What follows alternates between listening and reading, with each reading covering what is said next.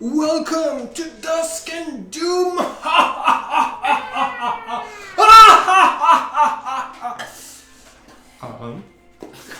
We are ready to go once again, this time with a full team.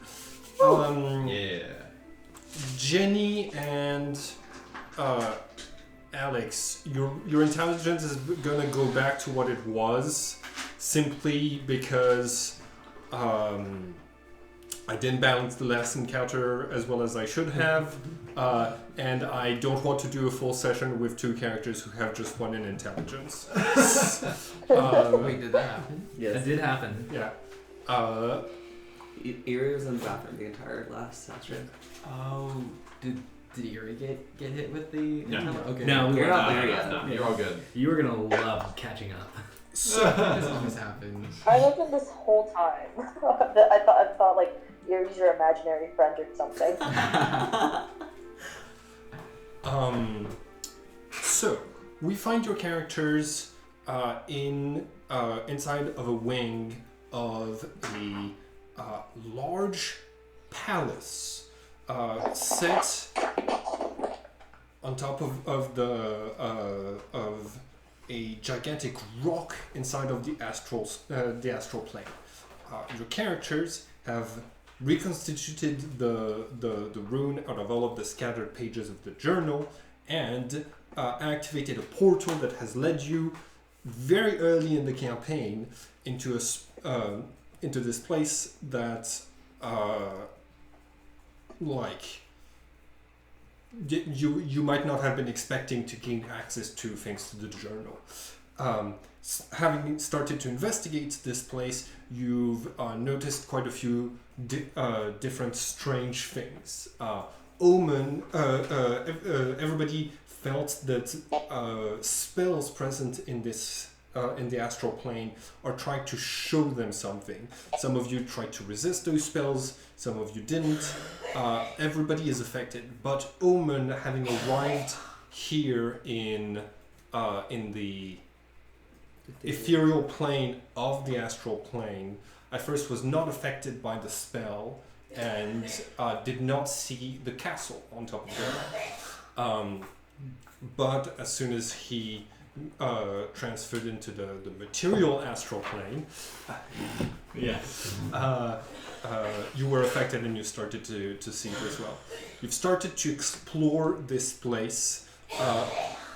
The main entrance leads to this gigantic hall that has 6 directions out of it. A north wing, like one wing for every cardinal, for every point on the compass. A stairwell leading upwards and a stairwell leading downwards. You observed that one of the that each of the 4 wings led to a massive tower. There was a clock tower, a astronomy tower with lenses pointed towards the sky, a tower with no distinctive feature, and a ruined tower. Each of those wings or directions is accompanied with a little symbol.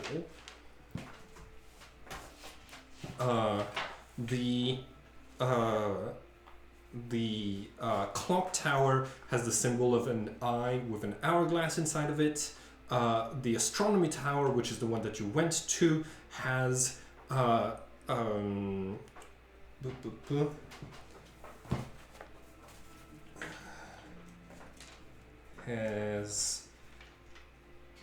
this symbol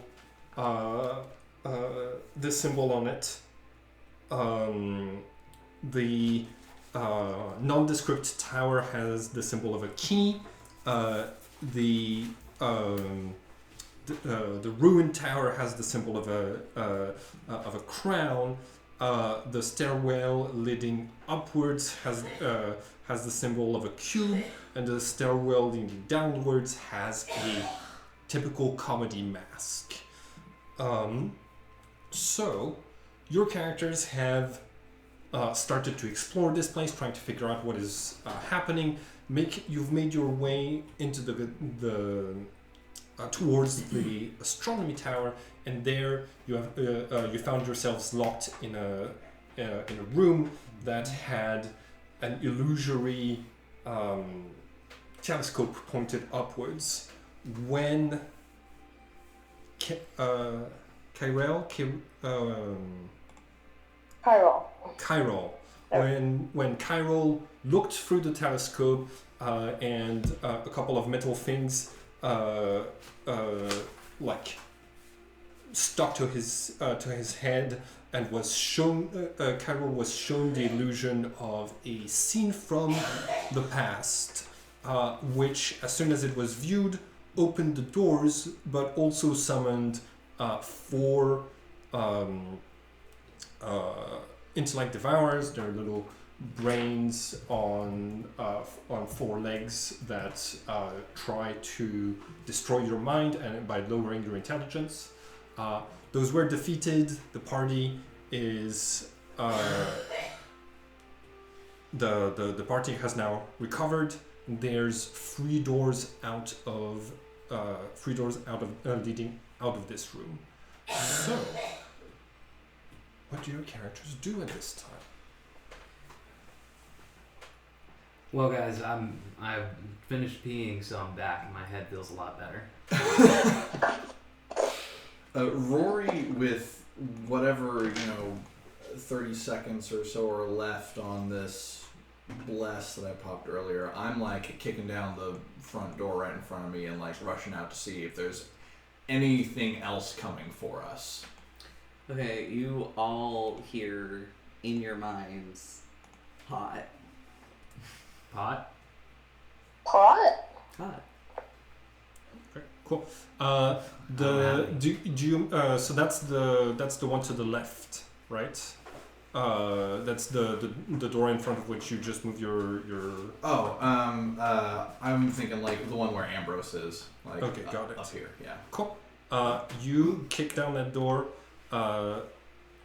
Through it, you're able to see more of the corridor, multiple doors to the side, with this large, gigantic double door at the tip that seems to lead directly into the clock tower. So you've got a door on your left, a door on your right, and then 2 more, and then 3 more doors ahead of you. Yeah, no hostiles immediately in the area. No. We have a moment to rest, folks. What's next? We can proceed further, or we can explore the wings a bit. Listen, I'm up for exploring this castle as much as anybody else, but I could use a rest, maybe a short one, if you will. And that'll What give if us. we just go home? Shouldn't we? Well, if we take a short, we could also do that. But if we take a short rest, at least then we could see maybe Eerie will catch up with us. Eerie catches up with Eerie, you. you caught up with us. Did you follow the breadcrumbs? Yeah, I did. Okay, there we go. I You told you guys I'd are be eaters. There we go. This place tried to show you something. Would you have tried to resist the magical effect in question? Yes. Okay, make an intelligence saving throw. Okay.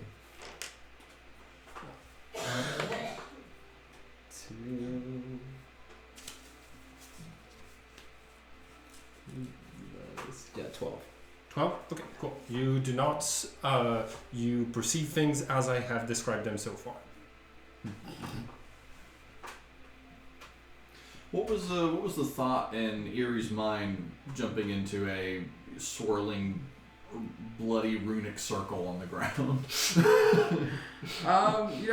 Eerie has a lot of faith in his party and trusts that you guys aren't gonna go somewhere crazy, so he was just like, fuck it, and just jumped in. He's a little nervous, he's very wary, that's why he's resisting all of this magic.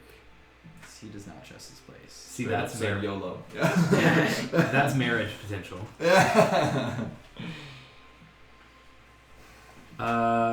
I mean, Rory strides back in the room, kicks one of the intellect devourer bodies,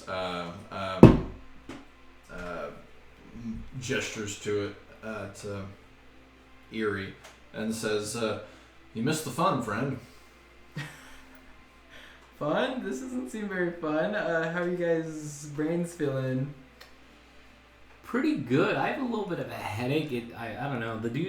One of them did something weird. He kind of like came up to me but my head feels good. Got an itch on my brain, but can't scratch it. Doesn't feel nice. It was awful.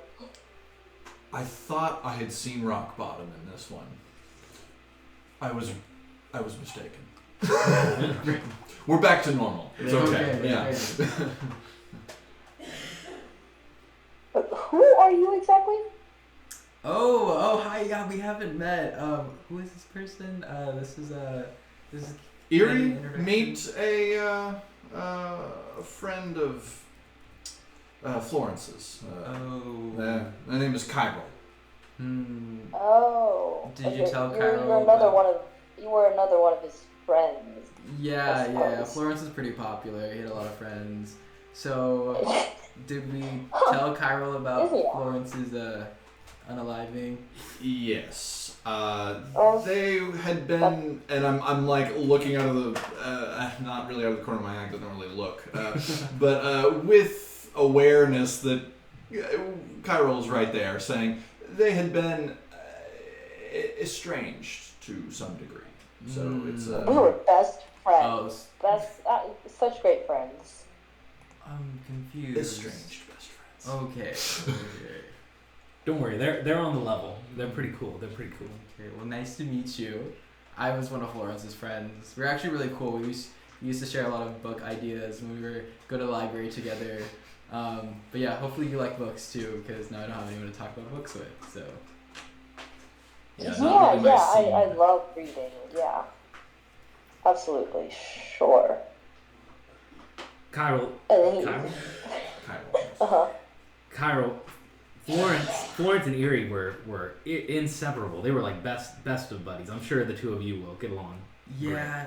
Yeah. Honestly, I would say like probably don't become my friend. I have a bad habit of all of my friends dying. So don't get too close to me.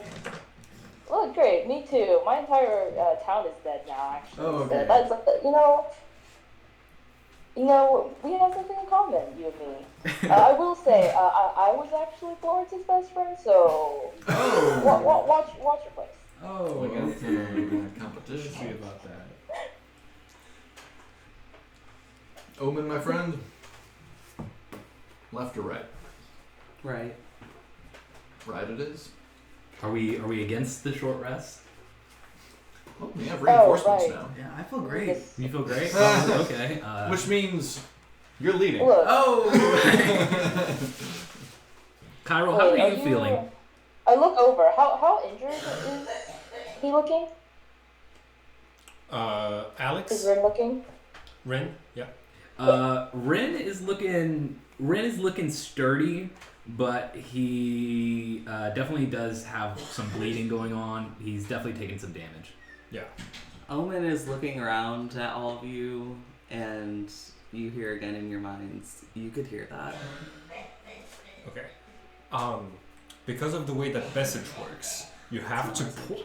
It's not much. Oh, okay. Never mind that. You know, I'm hearing a voice in my head. I think maybe those brains might have done something. This isn't one of the usual ones.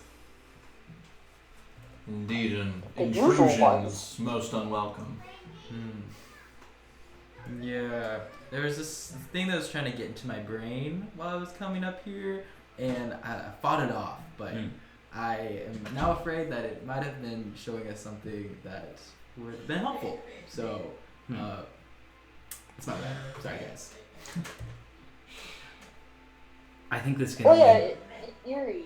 Are you hearing that voice too? What voice? I don't. Is there a voice? Oh, You can all hear it.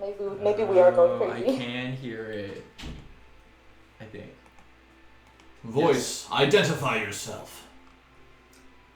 The snake can talk. Oh, it's Ambrose. Wait, bros. I think it's me. Oh, who said that?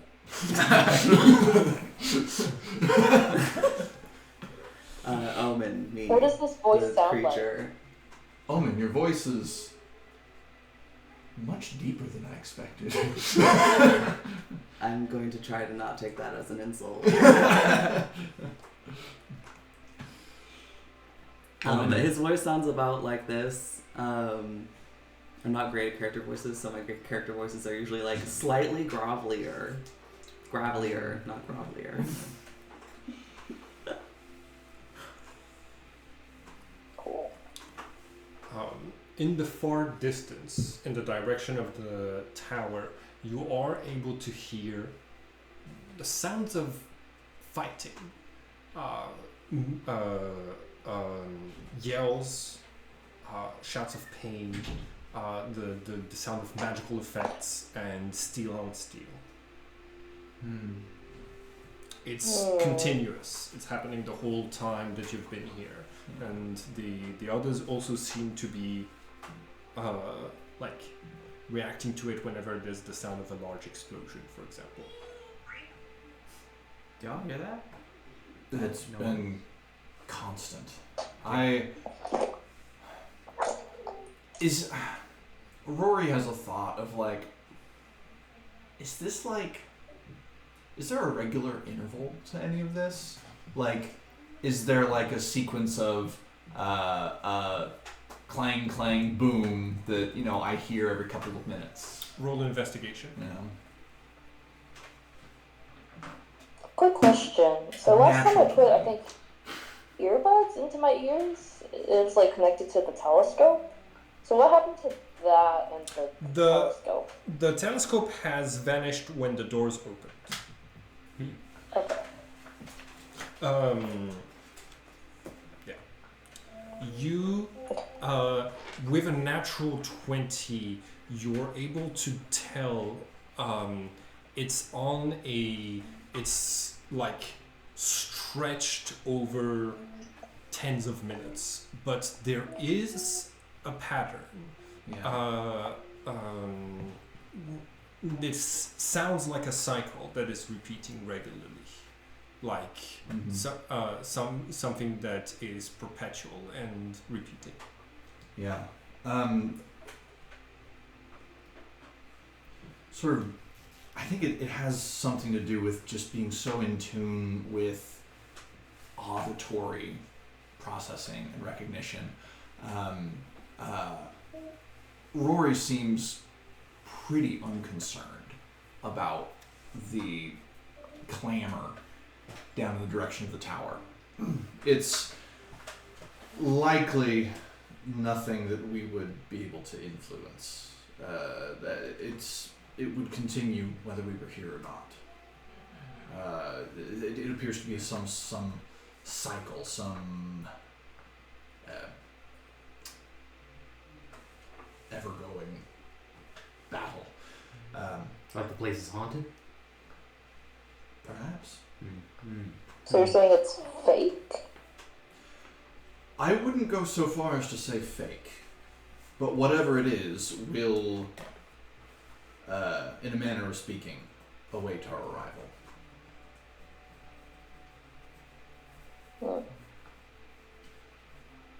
I know not whether it is fake, but until we intervene, I believe it to be a stalemate, whatever it is. Alright, so we don't intervene. Or we tread carefully. Our actions here will have ripple effects. In the meantime... Oh, which way? Omen said right. Eerie? Cool. I'm gonna let you all move your tokens. You arrive inside of what appears to be a long hall with with 5 different alcoves. Okay, I'm gonna Command Z that. Nope, I can't undo it. Okay. Someone has selected or put a square or something. Hold on. Hold on. I'm flipping it back around. There we go. There we go. It's There we back. go. It's back mostly to the way it was. Okay. Hold on. Let me just do a couple of things really quick. I'm gonna move all of your tokens out. I'm gonna put everything that's currently on the map on the map layer, which means we won't be able to affect them when we're moving our characters around.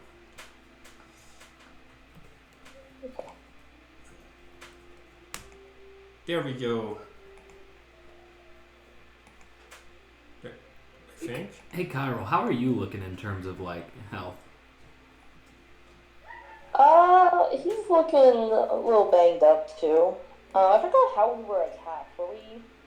Was it just pure, like, psychic damage? Yes. I don't know. I would say his eyes are very bloodshot. He's looking tired. Yeah. Haggard. A third of his health. Cool. So, the room that you arrive in looks like it's got those large bay windows that show the night sky, and it's not the night sky that you were seeing when you were outside of this place. It seems to be it has less hues and colors to it. It's what the night sky looks like on the prime material plane. You're able to see that this room is like it's got long tables, bookshelves. This seems to be either a study hall or a piece of a library, but there's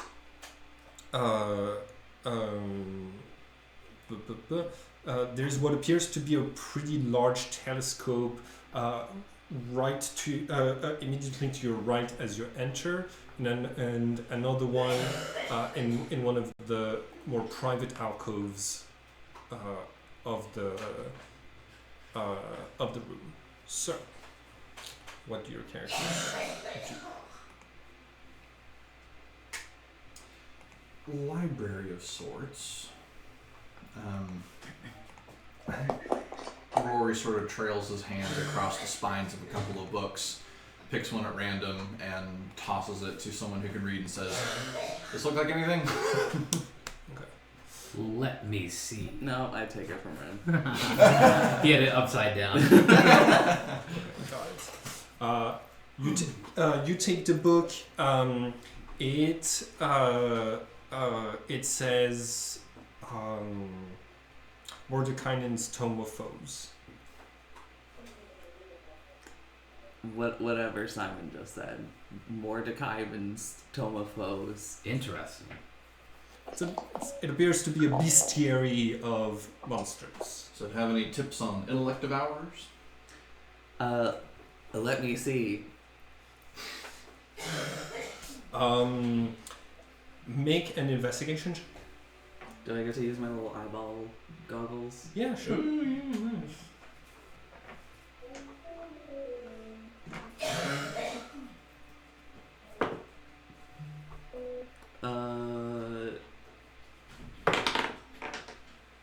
23.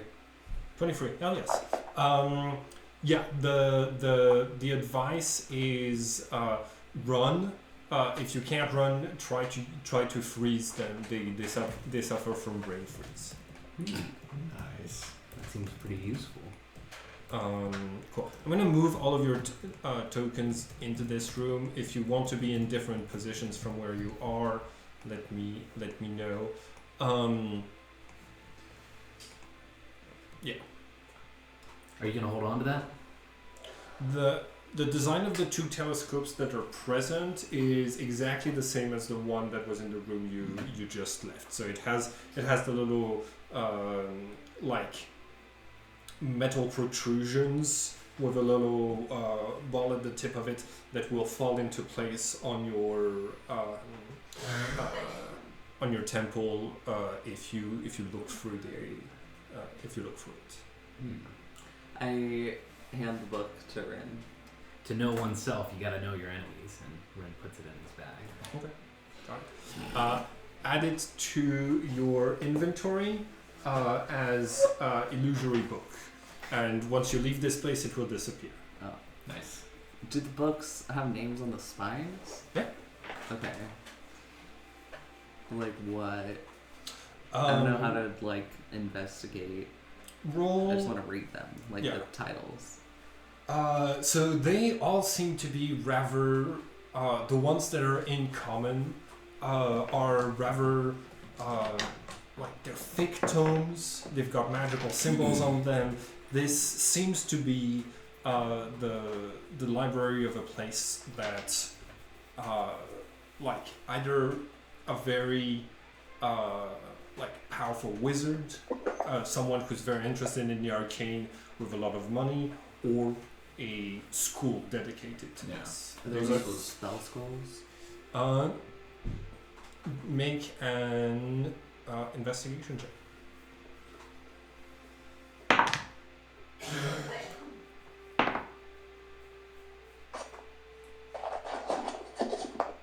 Dirty 20. Dirty 20. You are going to find so like you look through multiple books. Some of them, the pages are all blank, like there's no content inside. But looking through one of the books, you're going to find an unlabeled one that has basically like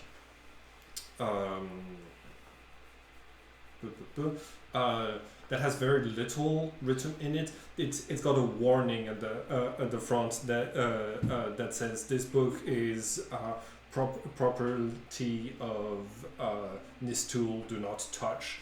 As you sift through it, you're able to find out that you have a grimoire, but the only page that really shows up is the page that describes Nistul's magic aura. Mm-hmm. I want to investigate the bookshelf, but I'm specifically looking for any books that look like they might be like a trigger for a fake wall. Sounds good. So I would imagine you just go out there and pulling books off the bookshelf. What would that be?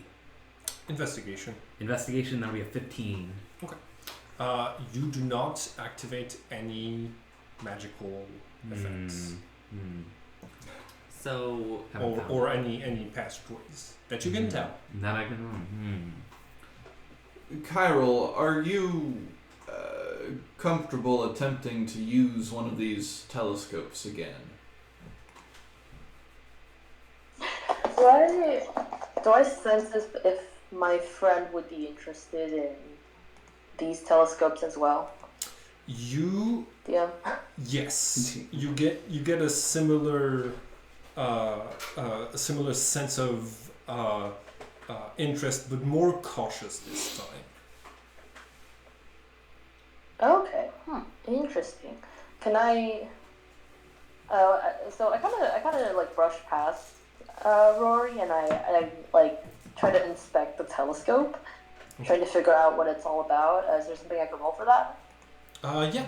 Roll. I think it's gonna be another investigation or history. Okay.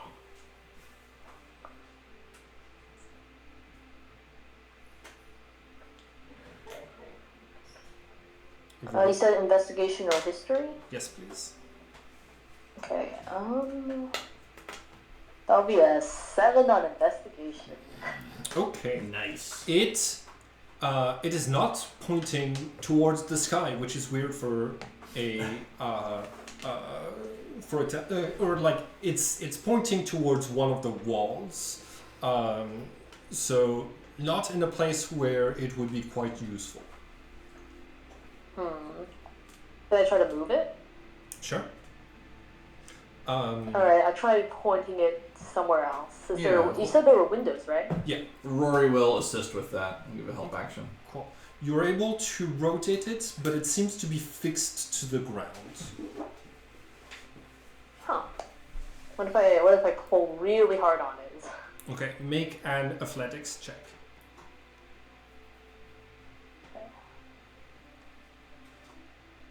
Okay, not rolling well today.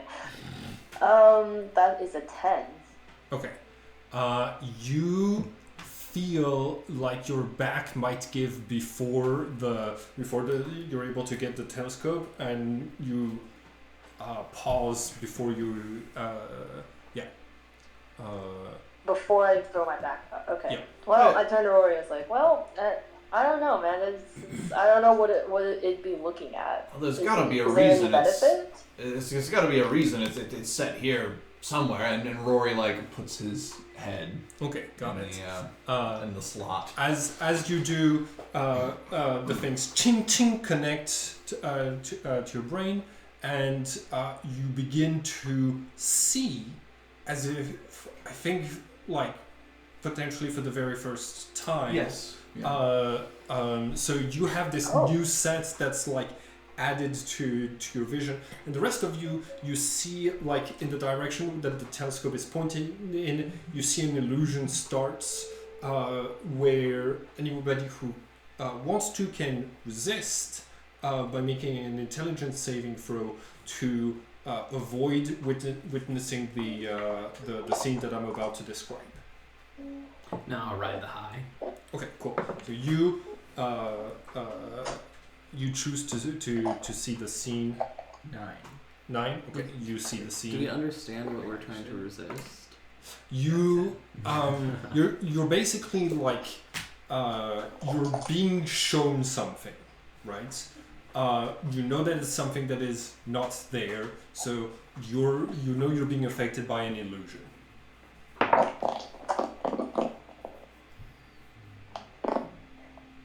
I choose 12. fail. 12. Okay, cool. You still see it. No. And Cairo, how much did you roll? Yeah, I choose fail. Okay, you just failed. Cool. So all of you are going to see this scene. Could you put the music of like Thieves Guild or something like this? Mm-hmm. Something sneaky. You are once again viewing a scene through the point of view of someone who is relatively close to the ground. You're perceiving yourself moving with a limp through into a large building with broken windows. You make your way inside of what appears to be a squat. There's like trash all over the floor. The point of view character makes his way towards a hatch in the floor, opens it up, and steps into the dark. You're able to see with dark vision. So even if you don't have dark vision, the point of view character is able to navigate a couple of tunnels. You feel a sort of like slow weariness and a limp as the point of view character makes his way into like to a room for which you are able to see candlelight. You hear, okay, you got this. And you see a hand reach up, unlock the door, slam it open, and says, "You motherfucker!" You're able to see an older human sitting near a fireplace that is surrounded by like books, bottles of expensive inks, and multiple magnifying glasses, along with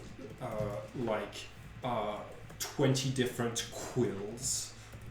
put to the side, who turns around and says, "Now, Balthazar, what do you think I did?" And you, the point of view character, Balthazar, is going to say, the stuff you sold me, it was fake. The student caught me and fucking tortured me for having tried to sell him that sort of stuff. I want a full refund on everything. And the other is going to say, now, I'm only a reseller. I got those from a credible source. I don't know enough about all of that magic stuff to be able to tell for sure when I'm giving someone you something to sell. It's your job to sell it. And you hear Balthazar say,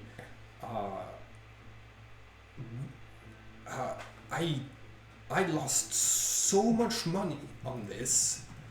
My mom needs needs taken care of. You have to make it up to me. The other one says, I don't know that there's anything I can give you for free. Balthazar says, "Mr. Please, this is the only you're the only place the only person who will hire me around this time, and if you don't give me, you got me into this mess." Nistol is going to say, okay, there is one way to make sure when you're selling this sort of thing, that you're selling the correct thing.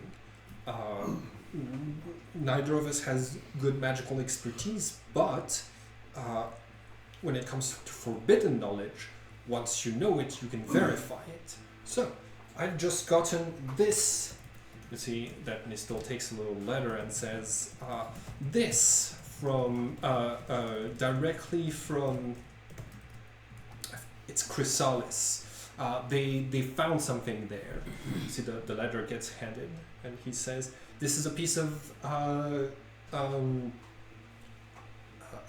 forbidden knowledge, like the one you told me you already have in your brain. I don't want to take the risk of reading it, but if you read it and it turns out to be truthful, you'll have it and you'll be able to sell it. I know a couple of buyers who would be willing to buy this thing, and you see Balthazar breaks the seal, waits for a second, and is going to cast a spell. I need everybody to make an Arcana check.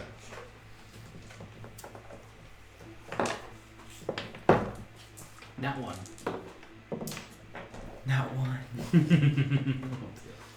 22. 22, okay. You're able to see it. It's an illusion spell, but what it looks like is he opened it, read it, and then set the whole page on fire and disappeared it. What actually happens is that he doesn't open it or read it, he slides it into his sleeve and makes a spell to make it look like he burned it. And Nistol is like, no! This thing is worth at least 20 gold pieces, what the hell? And Balthazar says, now I have the secret and it's in my brain. You want to sell it? You have to go through me. No more double crossing me. And the illusion disappears, along with the telescope and a couple of. Let's see, what CR are they? A couple of creatures are gonna show up. Could you put a battle music, please? Mm-hmm. Preferably something disturbing and with strange vocals in the background, because you're going to be fighting gibbering mouthers. And those creatures are masses of flesh Show to everyone. They're masses of flesh that are constantly changing and shifting, growing eyes, growing mouths, and then their features disappear back into it as they fight. The very ground that they are standing on starts to shift and swirl. Is the bathroom here working now? Yes, it is working now. They both show up right next to. Oh, hold on. I'm gonna move Kyrell away, and I'm gonna put your character next to where the telescope was. And I'm gonna need everybody to roll initiative. Nice. What? Good mission for once?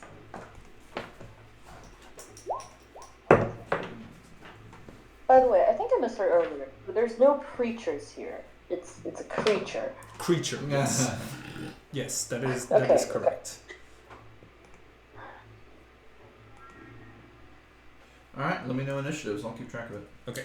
13 for the gibbering Malver. Gotcha. 12 from Eerie. 20? Hell yeah. I also got 12. Dexterity between you two? Mine is 14. Mine is also 14. I'll pick Eerie to go first. 14 for initiative. Wow, we are clustered. You're clustered right before them.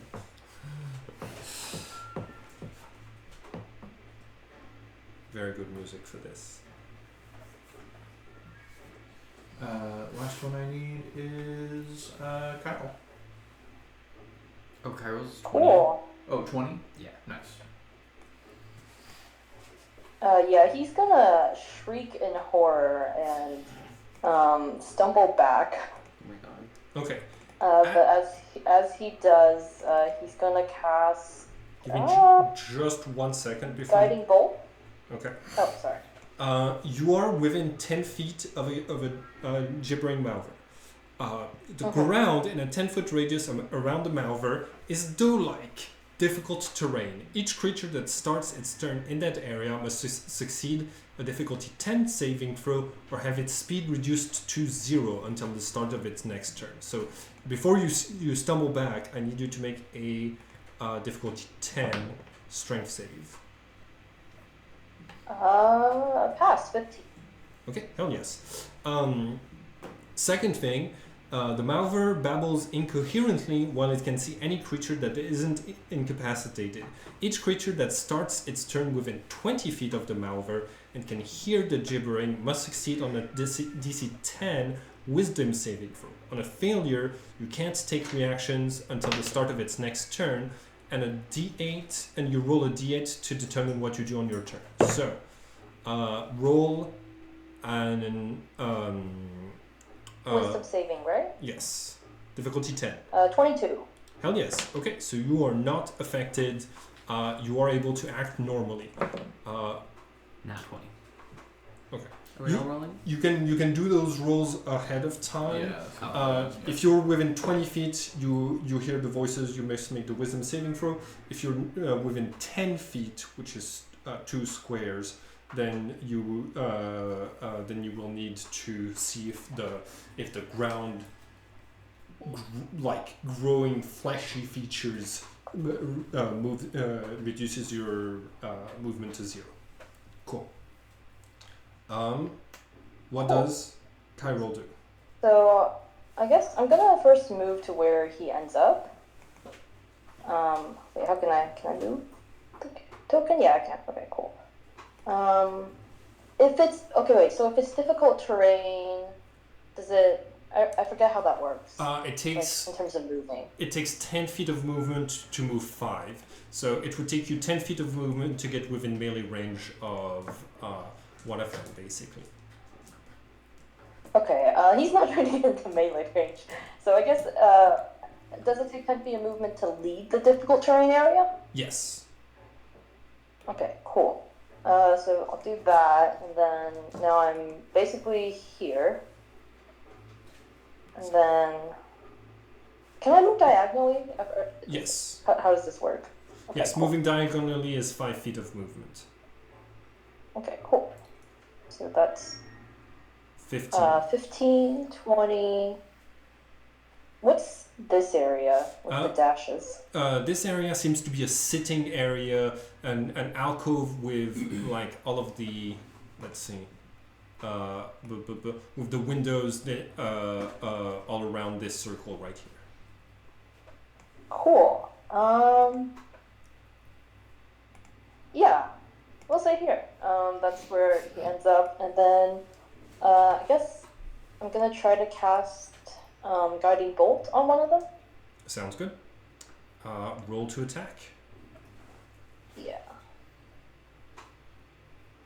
Does a 15 hit?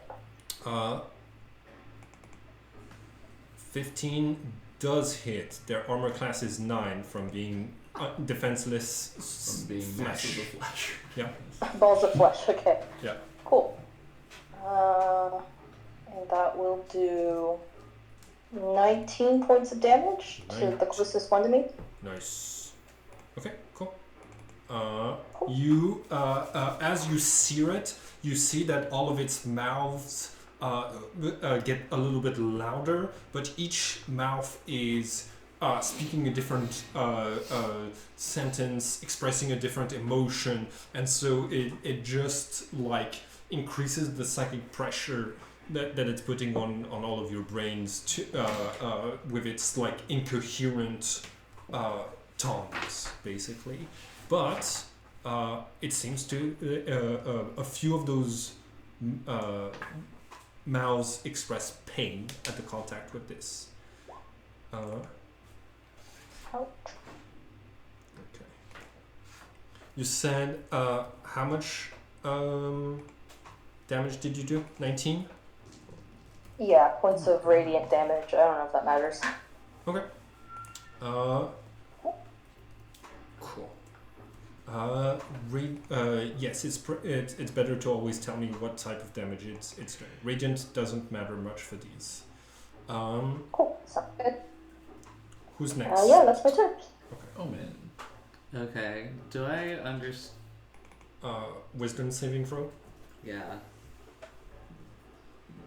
It's not great. It's a 7. Okay, cool. So I need you to roll a d8 for me, and you can't take reactions. 6. Okay.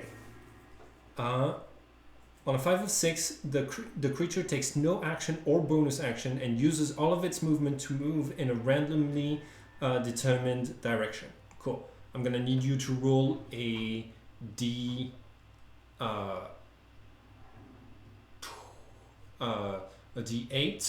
and 1 is gonna be north, and then we're gonna count it. 4. Okay, cool. So 1, 2, 3, 4. So you're gonna head in diagonally. Cool. So your turn is gonna be spent moving over here and then continuing along the wall like you're a player character who's stuck on moving forwards despite the fact that there's a wall there until you get within melee range of them. And that's your turn! Congratulations! Who's next? Good job, Omen. They'll next never is see it me. coming. Well, so my Dread Ambusher extra 10 feet of speed doesn't matter. Oh yeah, you know what? It does. Okay, so if you were here, that would be, let's see. Okay, 10. So you have a total of 40, right? Yes. Cool. Do you want to move here or in I think diagonally is what makes sense. So I'm going to. So thank you for reminding me of that. That means I get an attack of opportunity on you. You are. Yeah, Omen, flank him. Okay. Does a Look at him go. Does a 13 hit you? No. Okay, cool. You see that one of its mouths tries to grab you. You dodge out of the way. Cool. Rory just got out of this insanely overwhelming sensory experience Yeah. is like ejected from this telescope as it like fucks off to wherever. Yeah. I like hit the ground and it's like doughy. I sink into it a little bit. I failed my strength save. Okay. And I'm disoriented. Don't know what's going on. There's this racket, this babbling happening all around me. I also failed my wisdom save.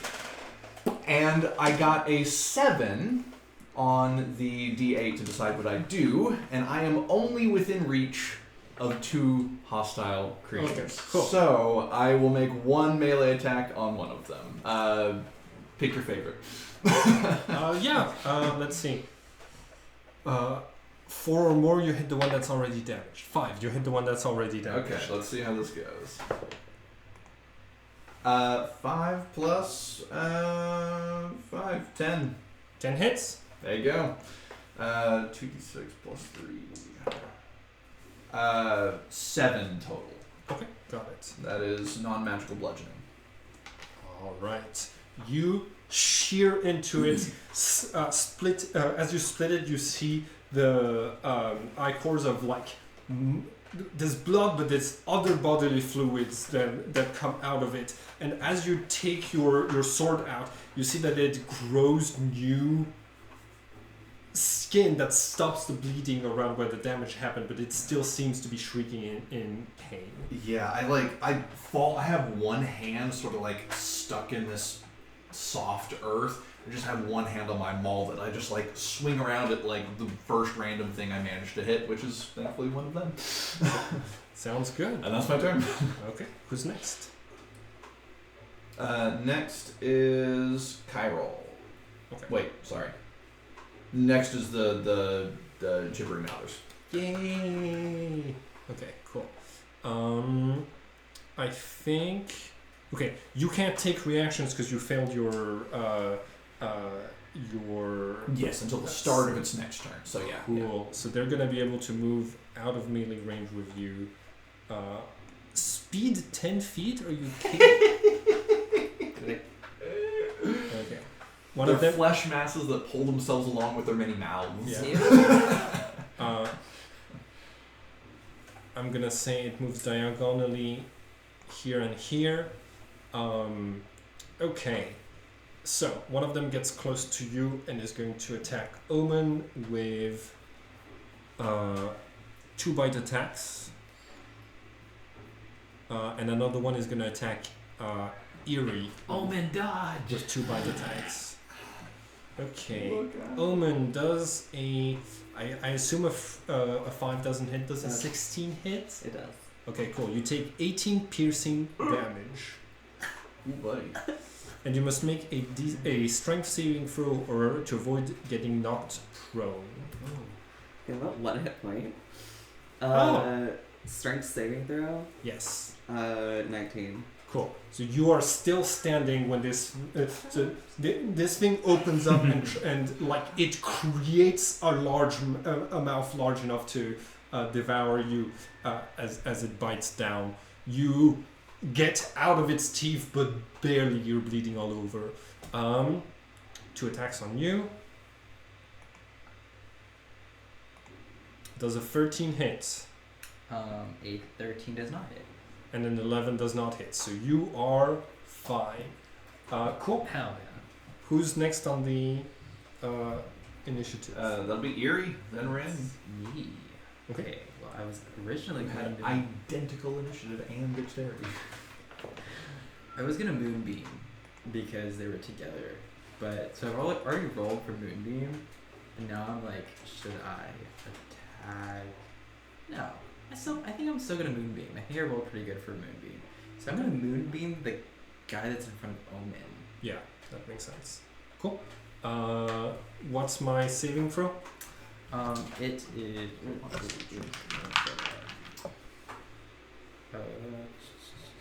It is a. I think it's Constitution. Yes, a Constitution saving throw. I rolled a 22. Mm. Okay, well then that is 9 damage. 9 damage. Okay.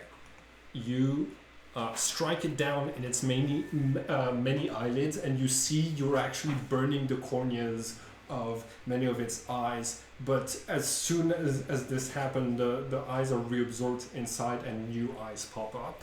Does anyone here speak Celestial? I speak Infernal.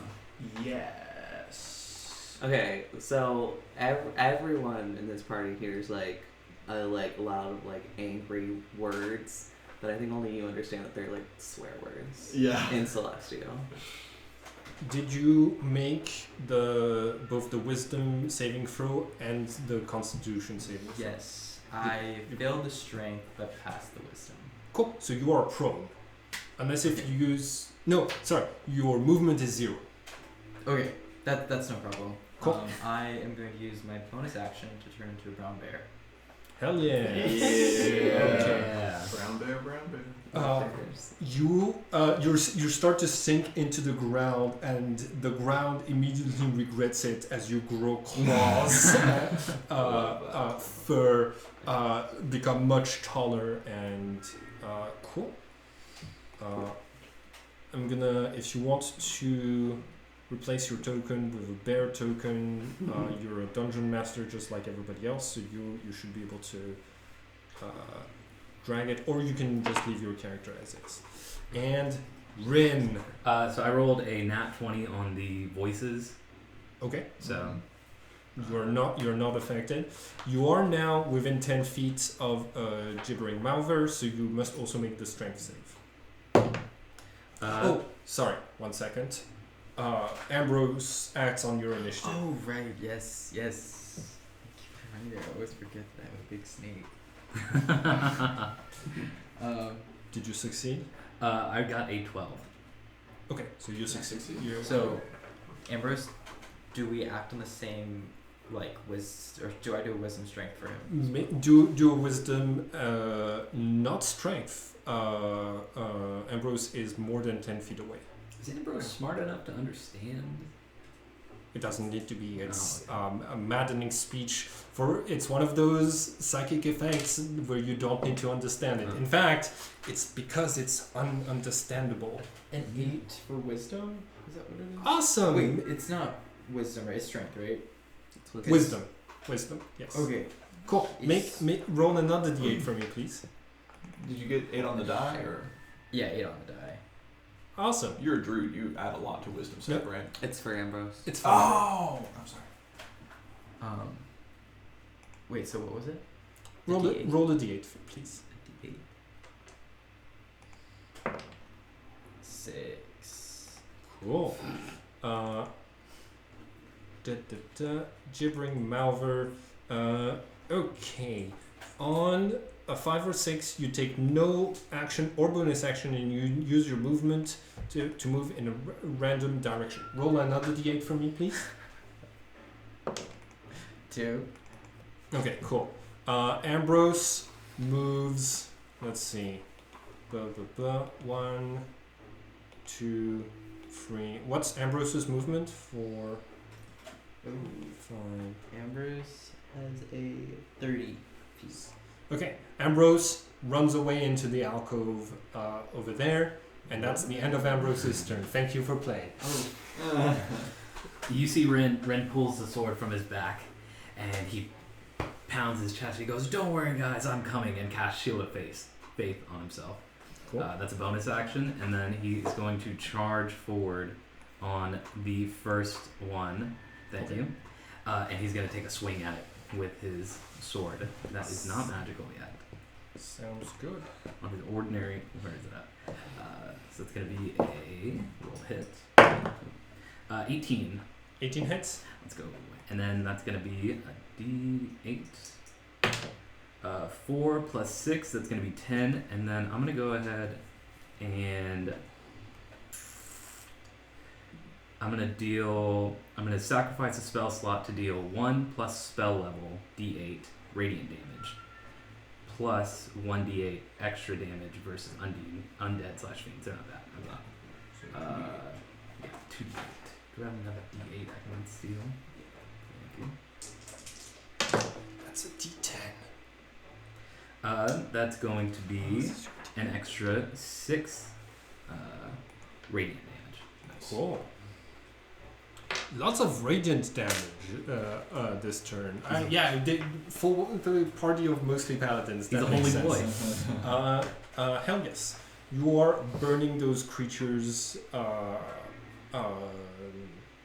corneas as well. Smash into it. The flesh parts and then reforms angrily. Cool. Back at the start of the... Okay, Cairo. Okay. Think. So who? I'm trying to recognize the characters in front of me right now. So I see Rin, Iri, and then who's below? Is that Rory? So, this is Rory. This is Omen. Okay. This is Iri, and this is Rin. Okay, yeah, cool. The little That's what I thought. circle. Just wanted to look. Yeah.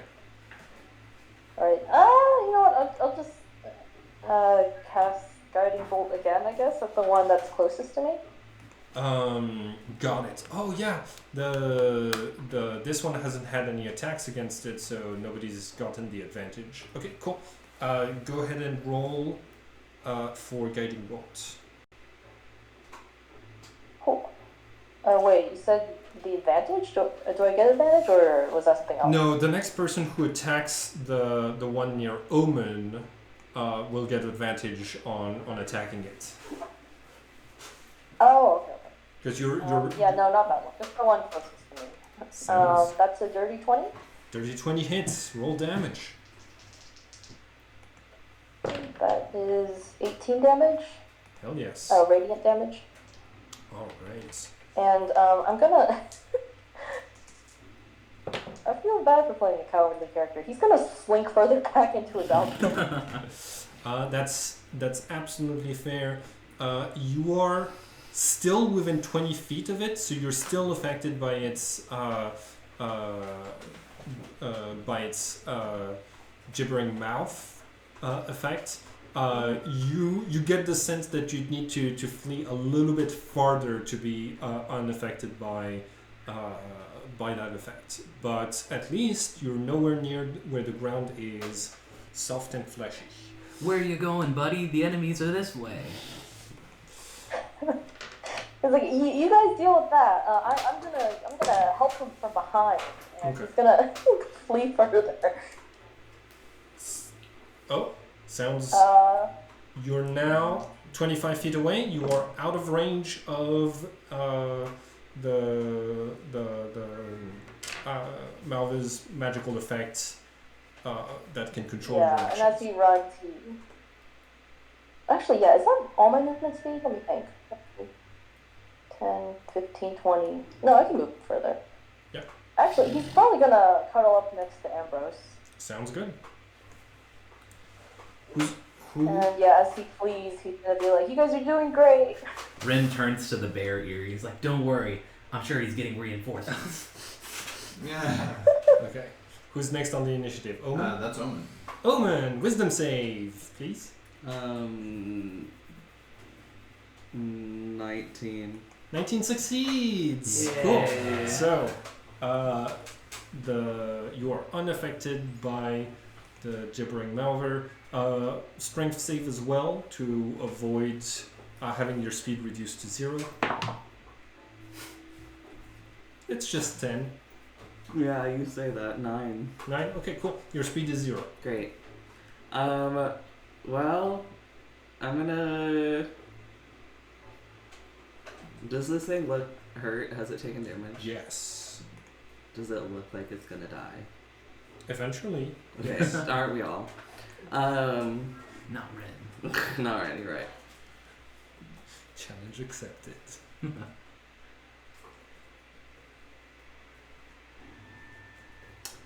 I'm gonna do Cure Wounds on myself.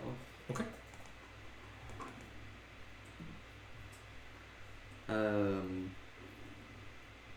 I'm gonna let you roll that. Do you want to do anything for your bonus action?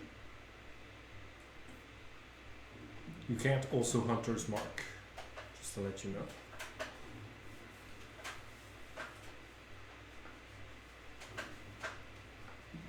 I think I'm good. Okay. Where did I roll this for? Oh, that was for the something else. Okay, I'm taking 9 healing points. Hmm? 9 healing points. You regain 9 hit points. Hell yes. Cool. And I guess that's it. Out of them, Omen, stand your ground. Okay, went better this time. 15 on the strength save, nat 20 on the wisdom save. Okay. Advantage from guiding bolt on the Mouther right in front of me? Yep. Okay, got a 4 and a 12. A 12 hits. Plus 5, minus 5, thanks to Great Weapon Master. Will hit. So 12 even. Yes. Yeah. 7 on the 2d6, plus 3, plus 10. 20 non-magical bludgeoning to that one. Okay. Hell yeah. Bring it up the mall, crash it down. You can feel that there's the structure of bones beneath the beneath what you see, and you hear it breaking, and then you hear the same sound reversed as it unbreaks and Like an accordion. Yeah, yeah. Except for bones that are like kind of trying to remake themselves. This thing is looking rough. Rory just like yanks his other hand from this soft earth. Like I think I almost like threw the maul last time I hit this thing. So I reach for it, grab it, and like one-handed, just with this at the end of my reach, just up and right onto this thing. All right. And that'll be me. Okay, my turn. Yes. All right, cool. Let's see.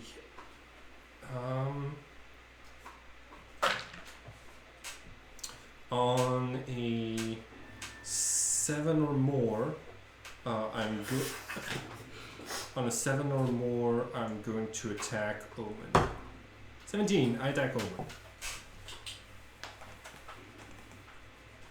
Okay.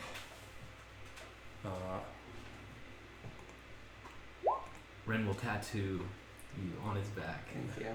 That's the only thing I asked for. All right. I assume a 5 doesn't hit, but a 20 does. 20 does hit. Okay. You take 14 piercing damage, Cool. which drops you unconscious. That's correct. Okay. You fall to the floor, and you see that the thing, and the others, you're able to see that the thing moves over Omen like it is trying to take its mass into its being, but it is actually all for its. Actually, it is going to move into melee range with Rory on its turn. Mm-hmm. And the other one is going to attack. Okay, Wait, was can that you- not its turn? Attacking me? that was its turn. Yes. Okay. The other one. Can you roll a d6 for me, please?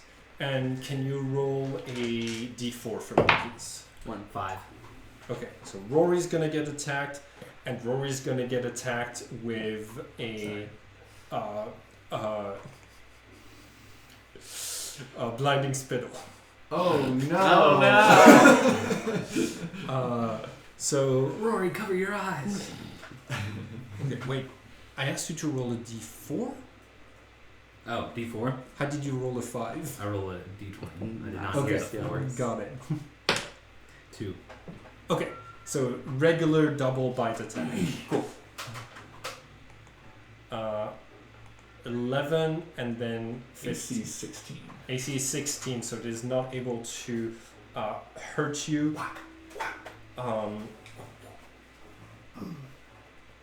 These hips don't lie. And it is not going to move and trigger any attacks of opportunity. Cool. Next is Next is Eerie then Red. Eerie. Eerie Ambrose. And that. Eerie Ambrose then Red. Yeah. I'm gonna write that down. So Eerie, wisdom save and strength save. Yes. The wisdom save is a 14, strength save is a 15. You are unaffected, standing proud as a bear. So I'm gonna move. It's better awareness. I Sorry. rerolled for Moonbeam. I'm supposed to do that each round, right? Yes. Okay, so I rolled a 15 for Moonbeam, and I'm gonna move it to the guy that's in front of. Okay. Rory. It's an action to move it. But you do need to move it in order to hit it because it moved out of the moonbeam. So Yes. Oh, actually.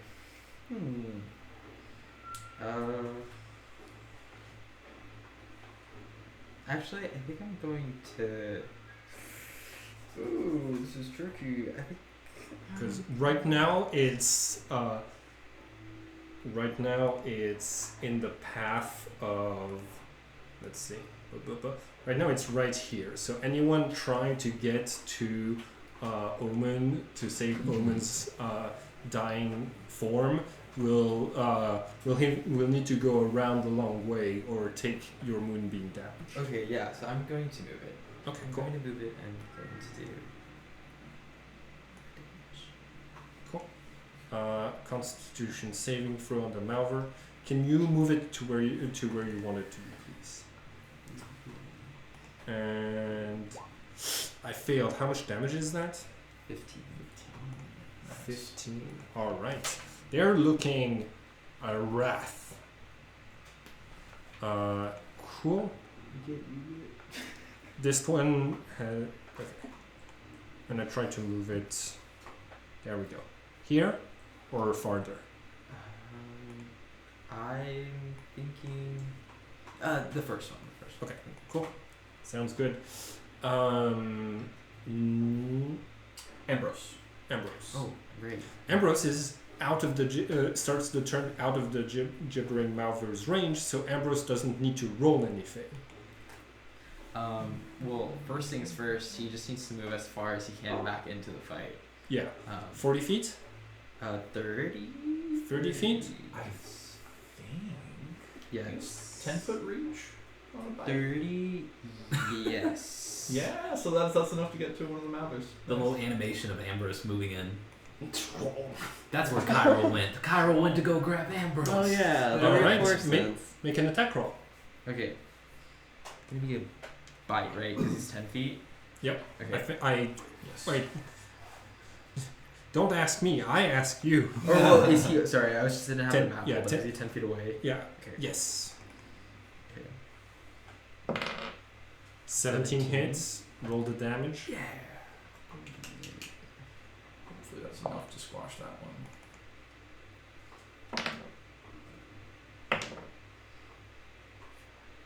9. Okay. Piercing. And any poison damage.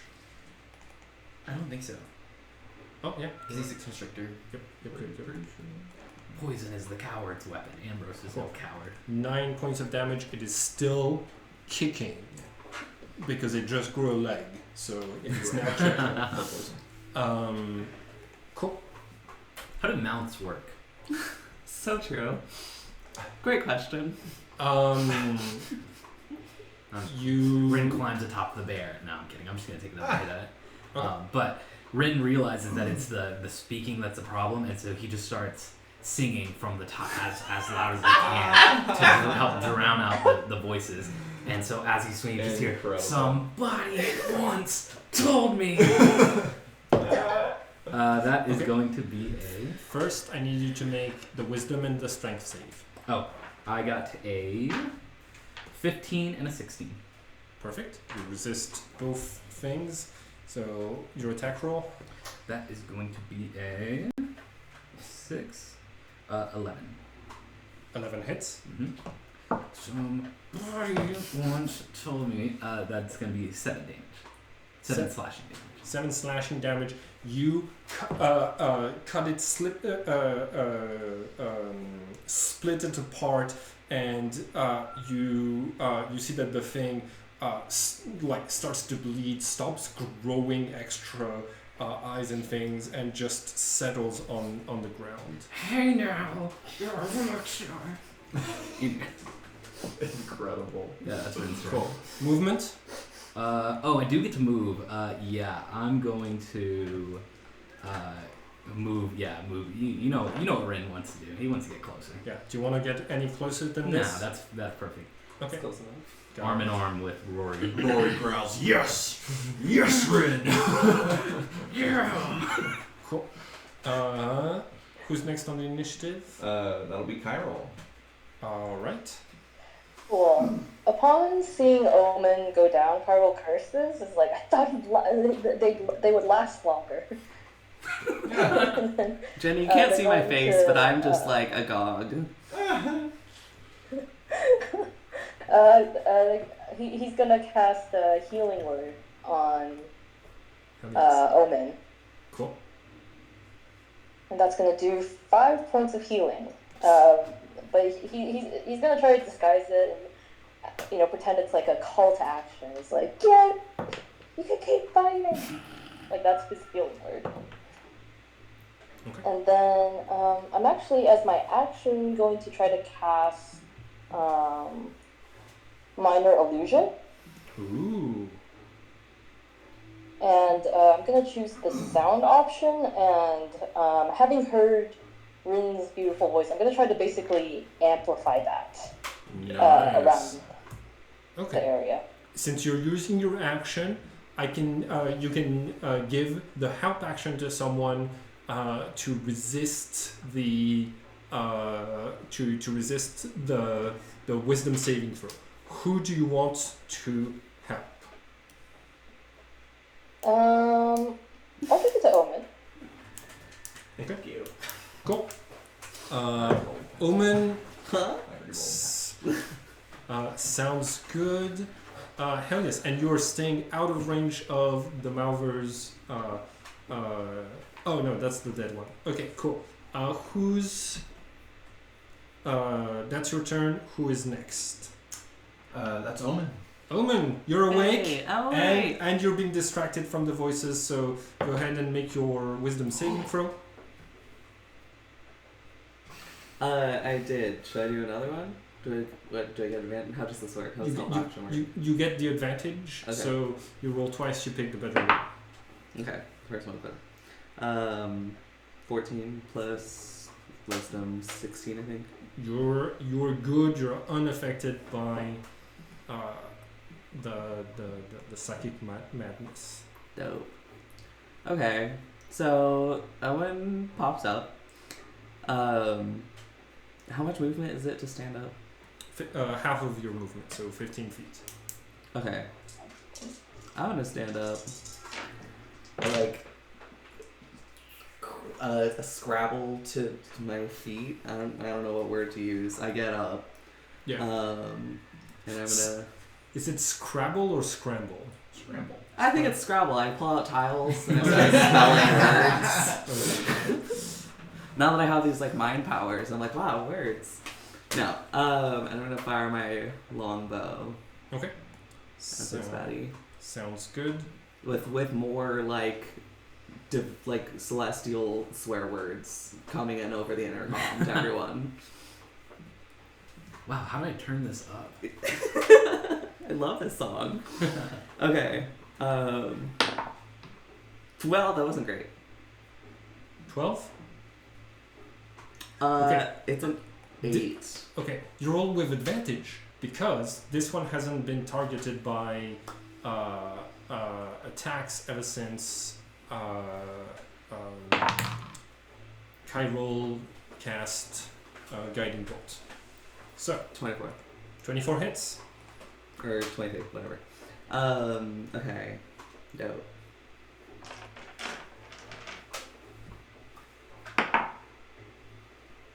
Nine points of piercing damage, I think it is. Hell yeah. You strike it into one of its eyes, and you see that it grows another one beneath and plops down the eye that you ruined onto the floor. Ew. Cool. Whose turn is it next? All right. Wisdom save. 18 plus 3, 21. Strength save was 15 plus 3, 18. Hell yes. There's only one of these fuckers left. And I crit on it. Awesome. That's 4d6 plus 13. Okay. Weapon Master. Right. 27 damage. 27 damage. You slam it, part it. It reforms. It's still alive. 2 additional things I can do on a crit with Crusher. Actually, 1 additional thing I can do just on a hit, and that's a 5-foot push. I want it 5 feet away from me. Okay. Directly away. And the other thing is, until the start of my next turn, everybody has advantage on attack rolls against it. Ooh, nice. Okay. Hell yeah. Sounds good. Crusher's a fun feat, guys. Nice. Yeah, that's me. Okay. Cool. On their turn, this one is going to get hit. Can you roll moonbeam damage for me, please? I'm gonna move backward just a little bit. This is the 10. 11. Ooh, you would have killed it if I hadn't saved. So you see that you almost finish it off, but it is still alive. Let's see. I've got 10 feet of movement only. I could go for Rin. Bring. But I could also go for Omen. So, let's see. 1 and 2, it's for you. 2! It's intimidated by my singing. It moves towards you. And I it's thought I had 10 feet of movement. Oh, yeah. Omen. Did you move anywhere? Yes. Okay, cool. In this case, it's gonna go for Rin. Just move your character somewhere else. Cool. 2 attacks on Rin. Let's go. Actually, blinding spittle. Make a dexterity saving throw. Oh no, it's only until the end of my next turn. That's rubbish. Never mind. Never mind. It won't have another. Does a 16 hit? Nope. Okay, but the 20 does. So you're gonna take 16 piercing damage. Not a problem. Okay, and make a strength save. It's going to be a 11. Cool. So you're still standing, but yeah, with its many teeth clawing down on you, it's able to it pierces your flesh and starts to try to rip your armor off along with all of the flesh that's towards the front. Whenever the head goes in, you hear.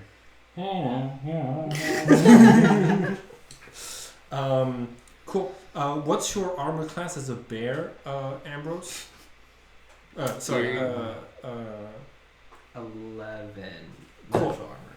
Cool. The one that was faking its own death at your feet reanimates and is going to try to bite you. That's a 7 and an 18. You take 16 piercing damage, and you make a strength saving throw as a bear. Oh wait, no. I think you pass the difficulty of 10. Yeah, 13. Cool. So you are not knocked prone, but this thing reanimates and claws at you and starts to tear off fur. Cool. That's their turn. All right, Eerie. You and Ambrose are up. Well, this is a All right. challenge. Wisdom saving throw. Rolled both. I rolled 2 nat 20. Yeah. Oh my God. That's a 40, right?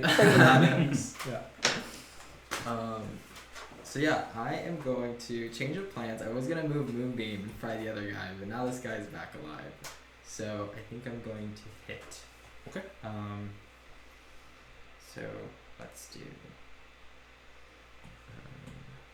Trigger to hit.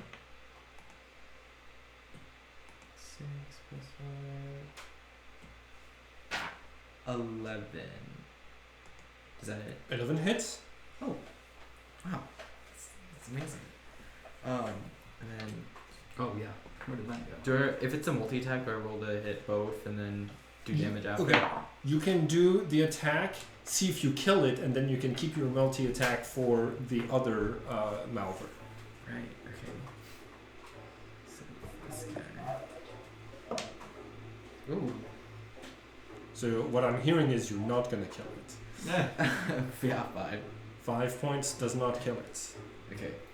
I'll go again. Actually, it's just... 9 plus... Yeah, that hits. Cool. That was the one that Rin was had like slashed down and it faked its death. Yeah. Yeah. Rory says, "Almost, Rin, almost." So close. That's gonna be 14. Okay, got it. You all see that as it fully dies, its flesh actually like bubbles and dissolves into black ichor that spreads throughout the ground. Cool. Who's where its initiative is not for a little while, so as long as nobody rolls terribly on their wisdom saving throw, I think we can say that this fight is over. Yeah. I rolled an 11 on wisdom. Yeah. I did not pass wisdom. Okay. But I'm, the last one before it acts. Yeah. Can you roll wisdom, and Jen, can you roll wisdom, please? Am I Did you want close me to enough? roll wisdom or? Not yet. I thought it was within 25 feet. Oh yeah, you are able to finish the last one off, and the telescope disappears. The boom beam is still here. Everybody who's concentrating on stuff is still concentrating. Did the telescope disappear last time? Mm-hmm. Okay. I missed that. I was like, what the Did fuck? you say there's 2 telescopes in the room? Yes, there's another one. Where is it? It's in the upper alcove. Okay. Interesting. Well, that was weird. I wonder why those guys appeared. I'm gonna go ahead and just No. do my hand thing real quick. And Okay, no, that's fine. Rin does lay on hands.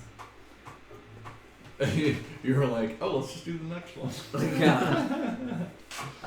For Rin's benefit, You see a potion on the ground where where one of the gibbering malvers was. no one touch the fucking telescope. It's gonna bring more monsters here. And then I'd like to investigate the potion. There you go. Potion? Cool. It is a potion. Let's see. On an 18 or more, it has a label. It does not have a label. Great. So I can just like look at it and Yeah. like, can I do like the wine thing? And, Roll Arcana. okay. Can we do it with help? Can I do Yeah, that? sure. So you roll Arcana with advantage. 17, 15, 17, Arcana, 21. Cool. You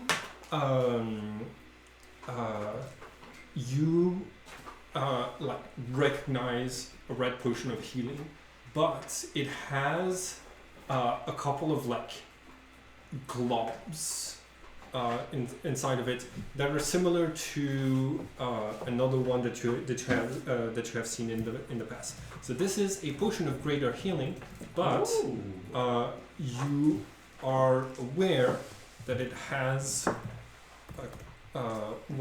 what is known as the curse of healing on it. Curse of healing. You don't know what that does. You haven't figured that out yet, but it's. Do I understand that it is? Oh, does it say COH? No. Okay. But you it has similar characteristics to a previous health potion that had previously been drunk. That was I the think curse. there's a little bit in the journal about that. Yeah. Yeah. The Specifically How how like potions being how fucked up. Brooch got put back together. Rin would like to investigate the remains of the gibbering malthus. Cool. So I'm gonna say the telescope. I'm like, you motherfucker. I Or did lick they- it and taste it. Investigation. That's going to be a nat 20. Yes. The substance is extremely sticky, like tar. You are, thanks to your natural 20, not only are you avoiding getting stuck on it and having something that will, stain everything you touch from there on, but you think if you're able to collect it in a bottle, that you might have just gotten your hands on some glue. I'm going to go ahead and pour out one of the oil flasks that I have and put it in there. Okay, got it. I'll use that. Pour it on the books. Sounds good. I'm not gonna regret this. I don't think. Oh my god. Let me reread it before I say that. Glue in a jar. Interesting. If you're considering it to be a certain type of glue, I have a story from a recent game session I ran that might make you reconsider that. Okay. Are we on break? Let's go on. Let's go on. I want to hear this story. I want to hear this story. You know what? No, no, it's not gonna be sovereign. The level of shenanigans. You find glue. What was the other Wise. glue option? Sovereign glue. That's a legendary item. Yes, it Excuse- is. Okay. What does sovereign glue do? Sovereign glue. Leave that one time, and then Florence died. The recording is back on, by the way. Oh shit. I think we should get the fuck out of here. Remember that one time we didn't leave and Florence died? That's fair. That's a fair point. Wasn't that today? Was that today? What'd you say?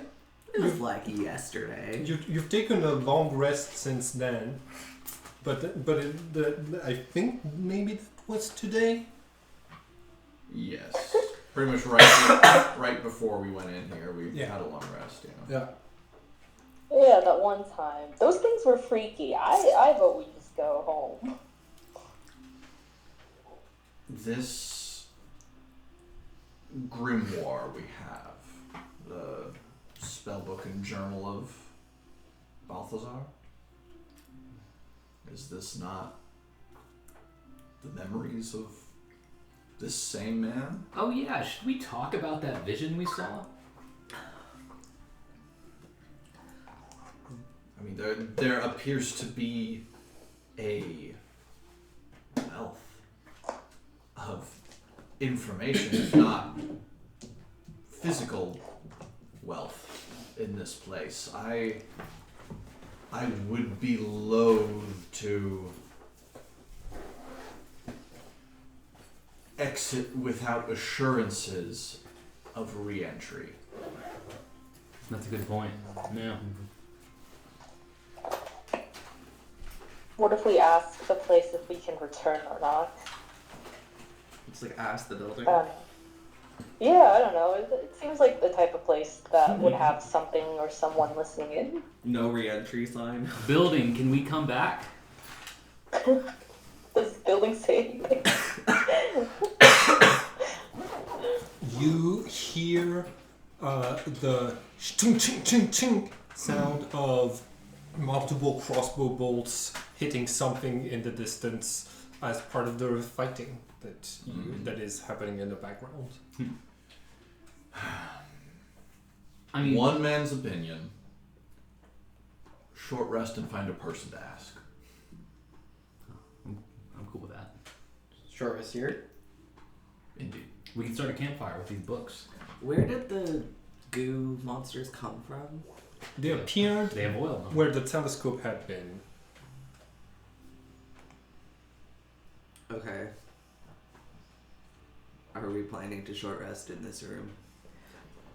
As long as everyone swears not to touch the other telescope. We're in. I haven't I touched a mean- single telescope. Do you swear not to touch this one? I will not touch a telescope. Do you swear? I swear. Kyril, as this discussion is happening, you hear a whisper that says, "Do it! Do it!" Okay, I turn next to Eerie and I say, do you swear not to touch the telescope? I swear. Do I we'll recognize not the- touch it. the I think we have voice? to worry about him. Yes. Why am I the problem child? I haven't touched a thing. And I say, Rory. These memories Wait, are invaluable. I will not touch it until I couldn't after hear. we are rested. Okay, that's fine. And then I turn to Chiral. Do you swear not to touch it? So while this was all happening, quick question to the TM: do I recognize that voice? It is the same voice that the same whispers that urge you to touch the first one. He's already on his way to the other telescope. Okay, Okay, cool. I'm gonna fucking tackle this motherfucker. He's already gone. I'm going after him. Roll initiative. Yeah. Rory, seeing this, is not intervening, but is telling everyone else, we know what comes when these visions end. Cast what you need to fight before the end of the vision. Okay. What initiative did you roll? 12. Cool. What? 6. Okay, cool. So, Rory, so Omen, you are able to make it to Chiral before Chiral is able to put the to activate it. Now the question is, are you able, if you do a contested athletics check, are you able to stop him before he triggers it? Chiral, please make an athletics check. I rolled a nat one. Wait, how far away is are they from me? They're everybody can move up to their speed around the room, but Is this thing on the left the telescope? yes, the little One more up. Cool. 40. Cool. So we can. Athletics, right? That was a 4. Wait, hold on. Okay, you rolled a 4 on athletics, and you rolled how much on athletics? 1. Oh yeah. So you succeed. You are able to. That's just like a slap fight. Yeah. You're able to like. You're not able to with somebody pulling you to stay and keep watching it. But as soon as you have, as the chink chink come down and touch your temples, it activates. Everybody who doesn't want to see it can actually, yeah, like you can choose to resist this effect, and I won't make you roll for it to not see the vision. But I'm gonna. Am I able to, for instance, cast Bless before things come to attack us Yeah, if absolutely. I'm seeing the vision? Yes. Okay, then Yes. I will see it. Cool. You are also able. You have like, depending on how long the vision lasts, you have a little bit of time to prepare yourselves and place yourselves around the room. So, if you, so I'm gonna describe what happens. Okay.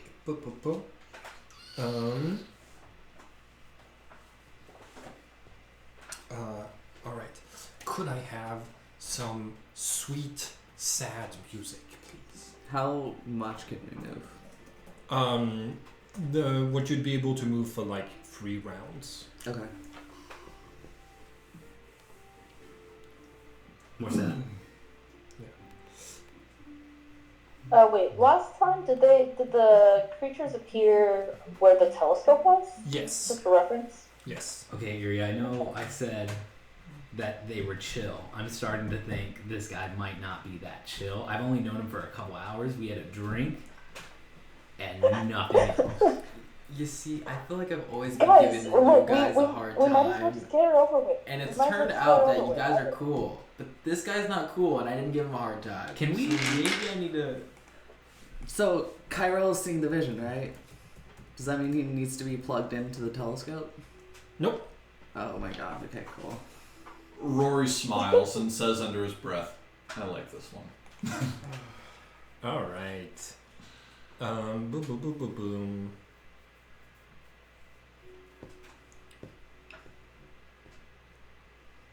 Yeah. Where's the telescope? Wait, Telescope Rory is- already cast Bless? Rory will be intending to cast Bless at the near what he thinks will be the end of this vision. Cool. Okay. So, I can't hear the music. What is this icon down here below Omen? Oh, that's the previous telescope. Okay. I didn't bother to delete it. Cool. Little hand reaching up to a doorknob that is a little bit too far above it for comfort. Door swings open. You hear Balthazar's voice saying, "Mom, I'm home." No response. You see that you hear a sigh. You see that he puts a bag of gold down on the table, takes out the little letter that you saw him burn, that you saw him fake burn, and leave it there untouched. And then he goes and starts cooking. A few minutes pass before you hear a voice that says, "I'm back. Is anybody home?" You didn't hear any doors clicking. You see Balthazar stops whatever he was doing with the cooking, heads into a bedroom that doesn't have any doors out of it. Whoever said "I'm back" didn't just come in. You see a older gnome lady with white hair, graying skin, and who looks somewhat emaciated, who is sitting up in bed, and Balthazar comes over and says, "Oh, how are you feeling? How was it?" And she answers, "Well, it's the same as usual. I'm trying to make it work over there, but the only jobs available are mining. So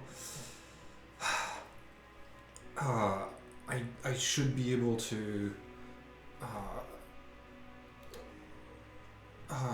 How was your day? Balthazar says, "Mom, I managed to make a good sale. I got 20 gold pieces. Just like a good sale. What did you sell?" And yeah, he says, "I'm working for Nistool now." "Oh, honey, you shouldn't. You know that's dangerous. You're too young for this." And Balthazar says, "Listen, I have to do this. You can't be working both your job here and the other one at the same time. You're going to be exhausted. Somebody's got to take care of you. You're such a noble child. Listen, I don't know how worth it is, but do you remember what I've been telling you about our family? I think that nobility that you have, this giving that you have, it's in our blood." You see the point of view nods and says, "I tell me again." And as the memory starts to fade, you hear Balthazar's mother explain, "Long ago, our family, we were the ruling family in Chrysalis. Ours is a noble blood, and if you work hard enough, we will be able to rebuild that kingdom. You're the most fair and just person that I know. And you work so hard for the people you care about. I believe one day you will be back to being a king. It's what you deserve." The vision vanishes. Rory, Omen, Chiral, Bless. Cool. Initiatives, as you see a wounded creature at what appears to be probably a quarter of its maximum HP appears in front of you where the telescope was, but you recognize it, all of you, as something wildly dangerous. Purple skin, long tentacles, a thin, frail creature that is rather long with dark robes. This is a wounded mind flayer. Everybody roll initiative. 16. Holy crap. Not one. Okay. Also, I cast Blur during the little interlude. Sounds good. So I have, would you say Bless? Yes. 16 was right. 16. Hey. I had 16 as well. I'm actually. I had you first last time. I'm actually. Oh, sorry. I'm also gonna cast Bless. So on the rest of the peak party. Sounds good. 23. Everybody is blessed. It's 23 less, so 3 d4. Yes. That's D4 to your. Attack rolls, Yeah, saving throws. Attack rolls, saving throws. Nice. How'd the mind flayer do? 13 initiative. Beautiful. Is this a different, is this a different round of combat than the one where I was chasing down Chiral? Yes. Okay.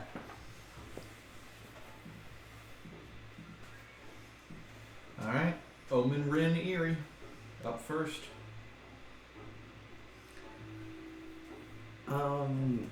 I wish there was a way to have a free action where I could just kick Chiral's shin, but with that not in effect. My object of action is calling you up.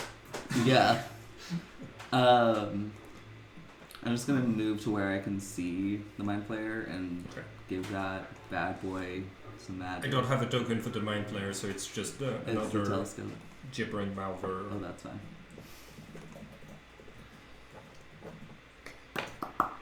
Okay, I'm gonna do Hunter's Mark. Cool.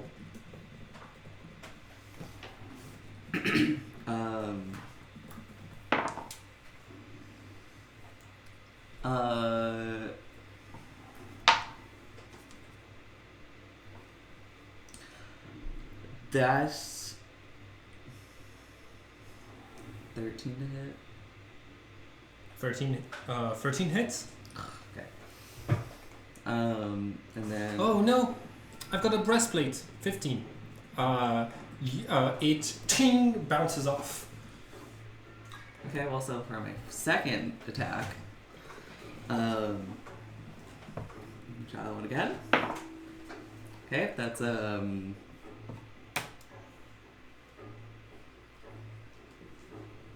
25. 25 hits. Amazing. Okay.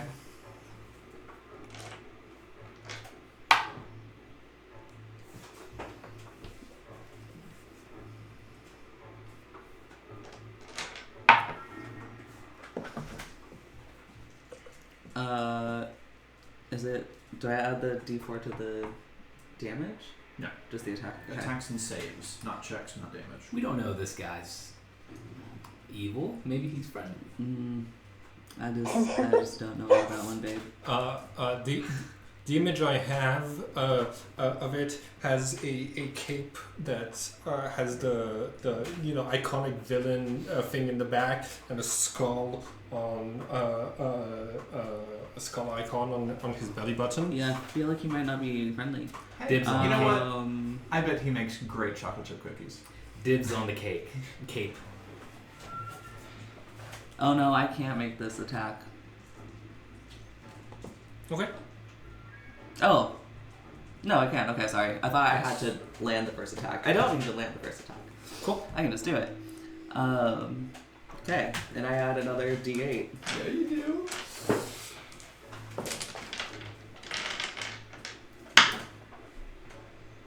So that's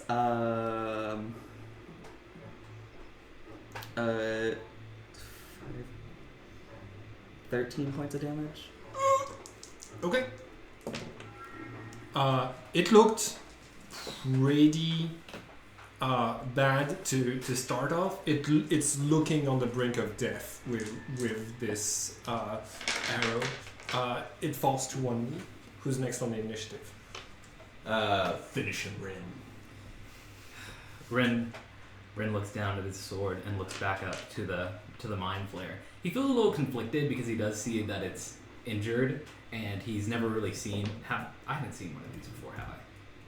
He's never seen one of these before, but getting the sense that everyone else is like, all right, kill him. He's like, well, he looks down at his sword. And he goes, Sasha, guide me, and he goes and takes a step forward. Okay. To the mind flare. Okay. Come on, there we go. And he looks at the creature and shakes his head and then takes a swing at it. That is going to... That's going to be a 11. 11 does not hit. You see your weapon is... Roll your bless, because Cairo blessed you, right? Oh, yeah. If you get a 4 on the bless. You see... 4. The blade gets stopped almost all of the way by an invisible barrier as this creature uses its psychic abilities to try to stop you. You see its tentacles squirm, and you recognize why everybody identified it as a threat. Its tentacles look like the things a thing of the cult of Toms, and thanks to the divine light of the bless flaring, you're able to finish the blow. Go ahead and roll your damage. That's going to be a 3 plus 6, 9 damage. Is it dead? Had exactly 9 HP. There we go. Your slate in. You cut off its head. It plops to the floor. Tentacles still wriggling before they go fully inert. And that is 500 experience points per person. Yes. Dibs on the cake. Wow.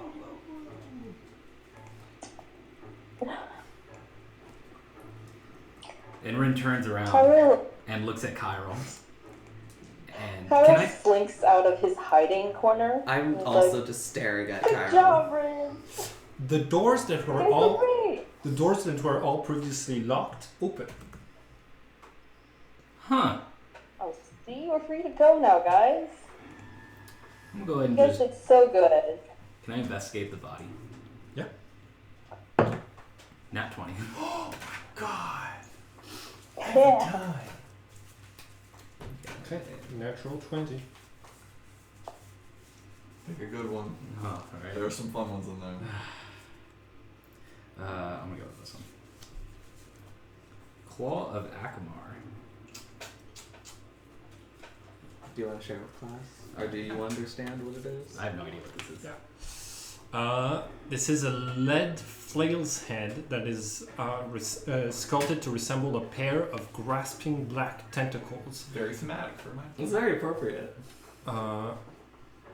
Yes. Okay. You can. It seems to have a small magical aura, but you'll need to either identify it to know specifically what it does, or just start using it. Just try it out. Alright. Will do. Oh, I need to attune with it? Or... Yes, you can feel that this is an attunement item. So what are my options to do with it? I can either start using it, or... Well, if you don't attune to it, then it will act as a normal flail. If you take an hour to attune to it, then you'll be... its effects will activate. Okay. Sounds good. I'll take it. Okay, cool. Wait. In this what case, is- you attune to it? Oh, no. I just wanted to pick it up. Okay, Take cool. I'm gonna keep the card until it's it. 'Cause identified. it's a flail, right? Is that Yes. a two-handed item, or...? So the way I ran this item in the past is you can kind of pick whether you want it to be a one-handed with 1d8, or whether you want it to be a massive flail and do a 1d12. Well, Ren sees it on the ground, and he's going to turn to the rest of the party and be like, hey, there's this flail thing here. I'm gonna go ahead and take the cape.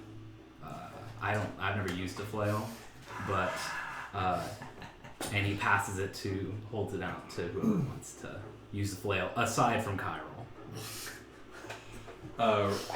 Rory What do you mean? extends a hand to it It looks like a very Rory item. and grips the haft of it. I think you will see the tentacles at the end of this flail twitch a little bit. Okay. And he holds it out, gives it a test swing over his head, and lets it land on the ground. Yeah. Yeah. Yeah. Yeah. This will be good. This will be sufficient. You attuned to it? Yes. Cool. It is not cursed. Can I get a cape? Can I get the cape? Yeah, right. You can write that you have a.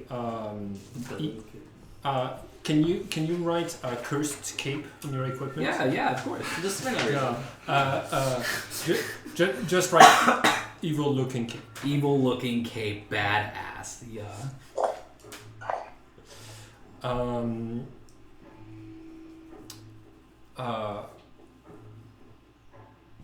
Rory, you notice something. The ring has been relatively silent. As you look down to it, the ring is silver with the icon of a brain and a shield right in front of it. You see that it is dark, as if there's a layer of soot on it. But when you try to rub it, it comes off like rust wood. Goodness. Llewellyn, can you hear me? You hear a faint voice that says, it's been weeks, it's been ages. And the voice fades out again. You realize anybody who wants to can make a nature check for, and if nobody's a dwarf, so 17. Oh, not 20. A dirty 20. Hell yes. Okay. So, Chiral and you two, you know that when silver oxidizes, it creates a black powder. It seems like the ring has very quickly oxidized, which is normally a reaction that takes a long time.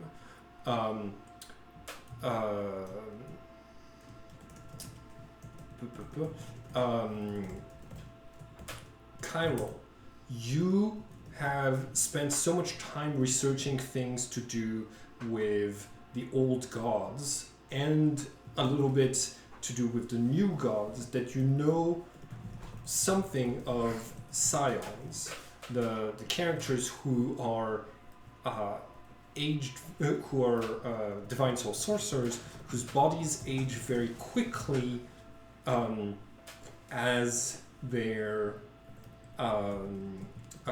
if they are unclaimed by their parent divinity. You'd always thought that was everybody had always thought that was the aging that killed them. But the ring itself seems to be going through time in a way that is accelerated, like whatever hosts the soul of this of a scion ages extremely fast. Okay, wait, so just so I'm understanding, so because it's housing the soul of a scion, it's aging extra fast? That's correct. The curse of time is also.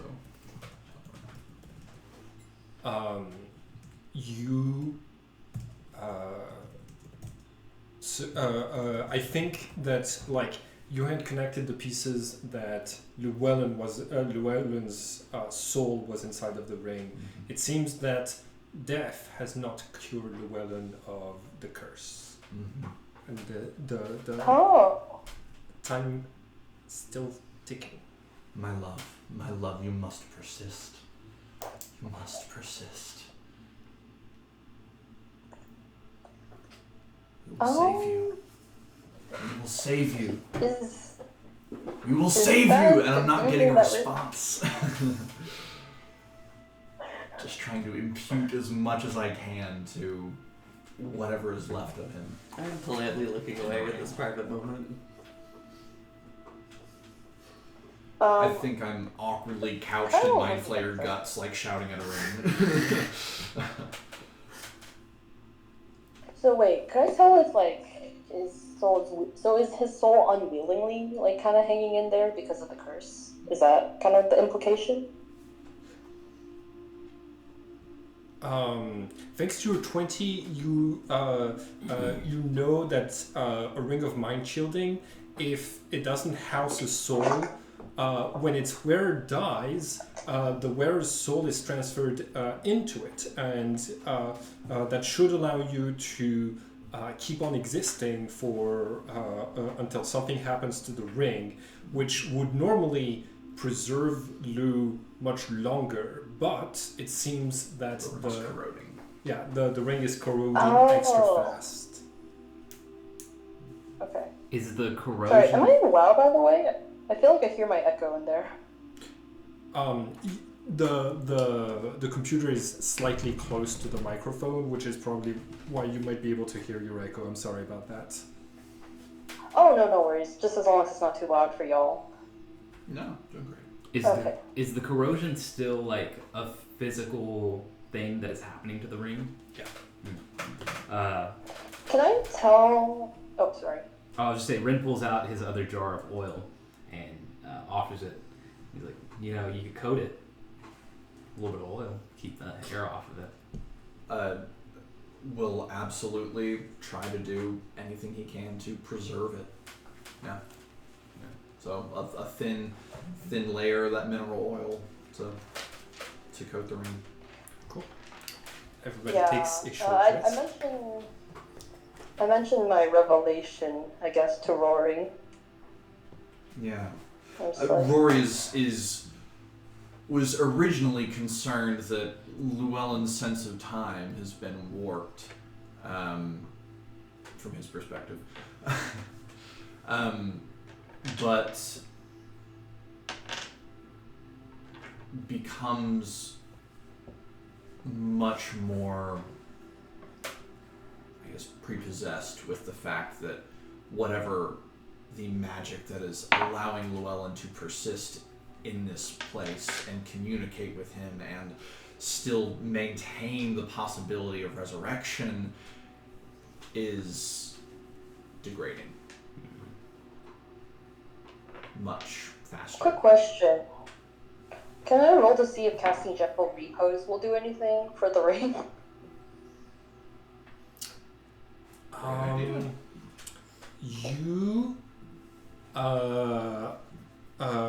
That is such an unprecedented situation that I'm not going to allow you to cast to roll to see if it would. You will need to spend a spell slot to find out.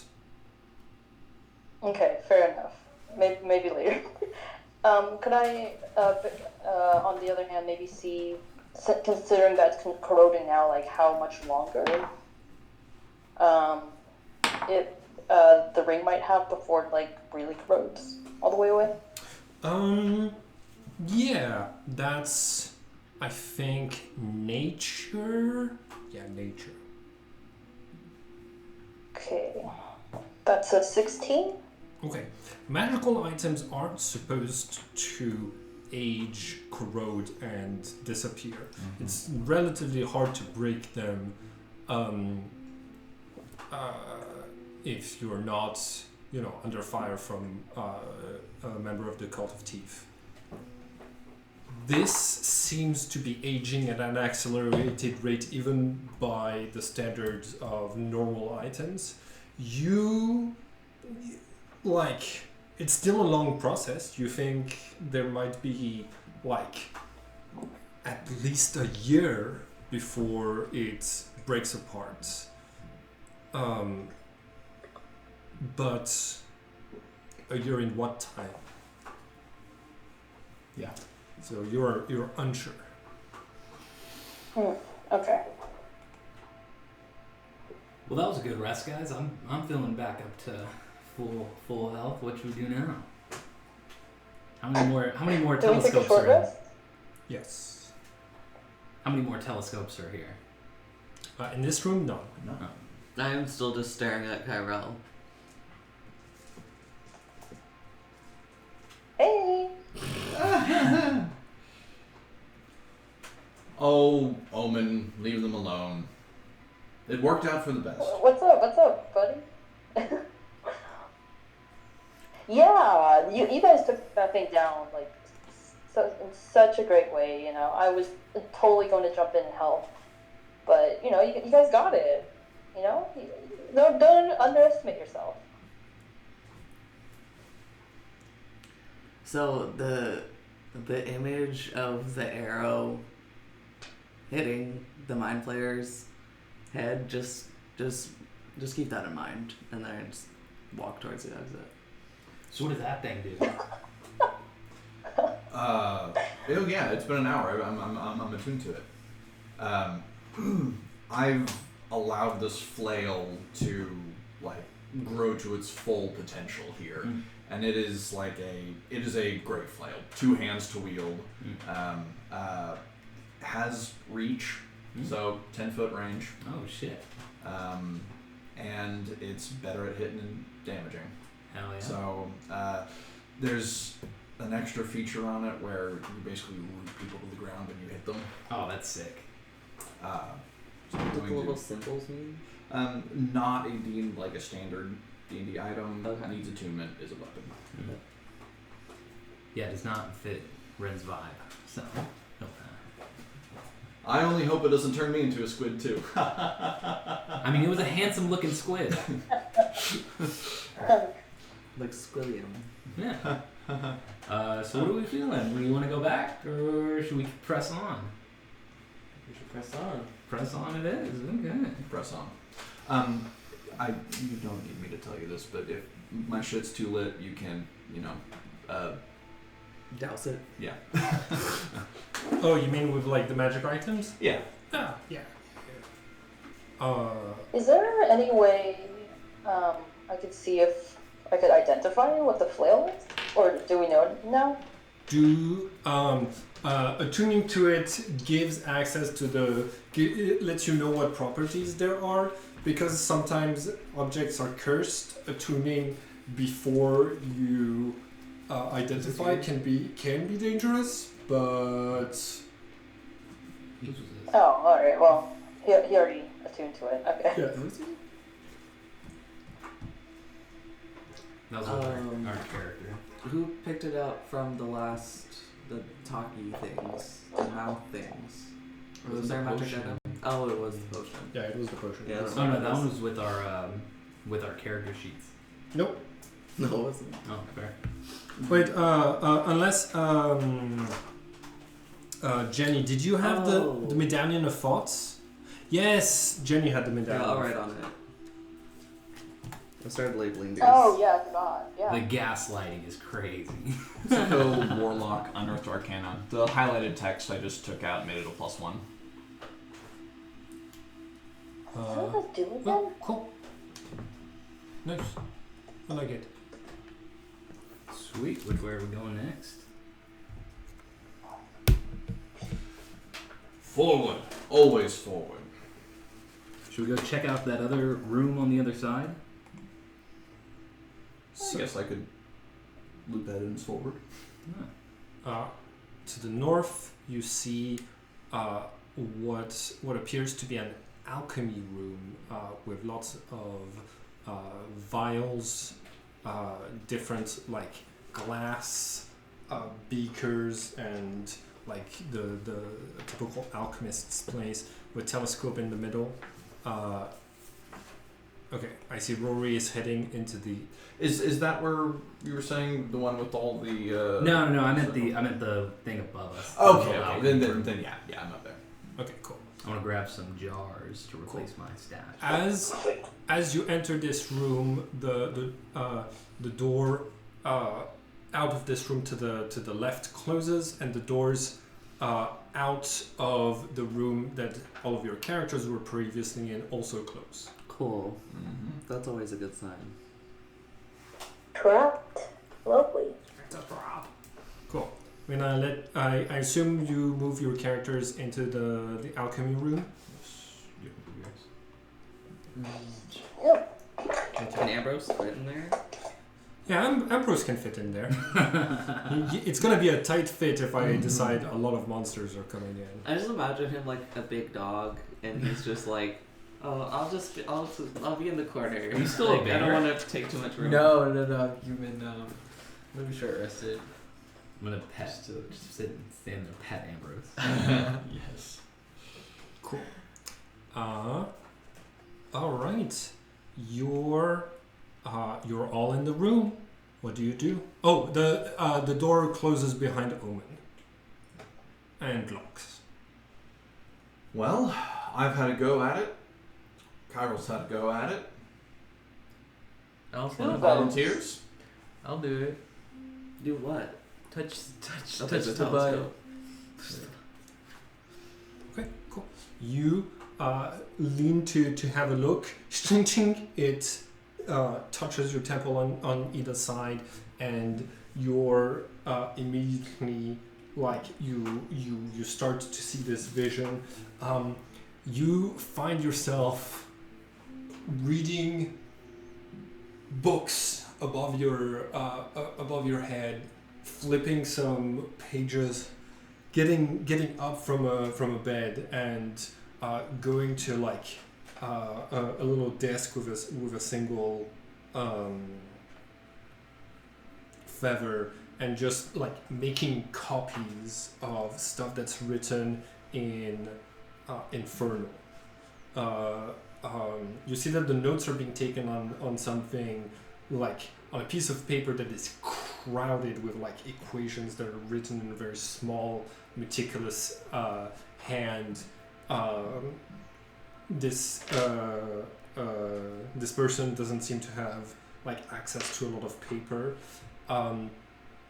and you hear knocking on the door. Hey, come out! You're going to see an older. You're going to see a tall elf, long, puffy, red hair that is waiting outside as Balthazar goes to open the door for her. She says, "Well, do you have my stuff?" And Balthazar says, "Oh, yes. I'll get it right now." She says, I've been waiting 2 weeks. Why is it taking so long?" And she kind of like strides into the house as Balthazar goes to like pick up the book he was just reading and hands it to her. You see that she says, "Ah, good. Next time, if you want to get paid in full, you'll deliver it on time as we agreed." And she checks through a couple of pages. Looks like she's checking the authenticity of the whole thing. Closes it and is going to drop a small pouch like onto the nearby desk. You see that she looks at the piece of paper that Balthazar was just scrolling stuff on, squints a little bit, and says, "Oh, you're studying you're studying those spells too. Well, good luck." She turns and leaves, and you see Balthazar goes back to the piece of paper and makes extra notes. This time in common, with like lots of like details and question marks until the paper is all the way full, and then Balthazar rolls it up, goes to a place on the wall where there's a little piece of wood that looks like it's a repaired piece of wall, scoops it aside, and puts that scroll with all of the notes in with a stash of other little scrolls like this, and then puts it back in the hiding place. You said it was in Inferno? Yes. I actually know Inferno. Cool. Could I? It was the instructions for this to cast the spell.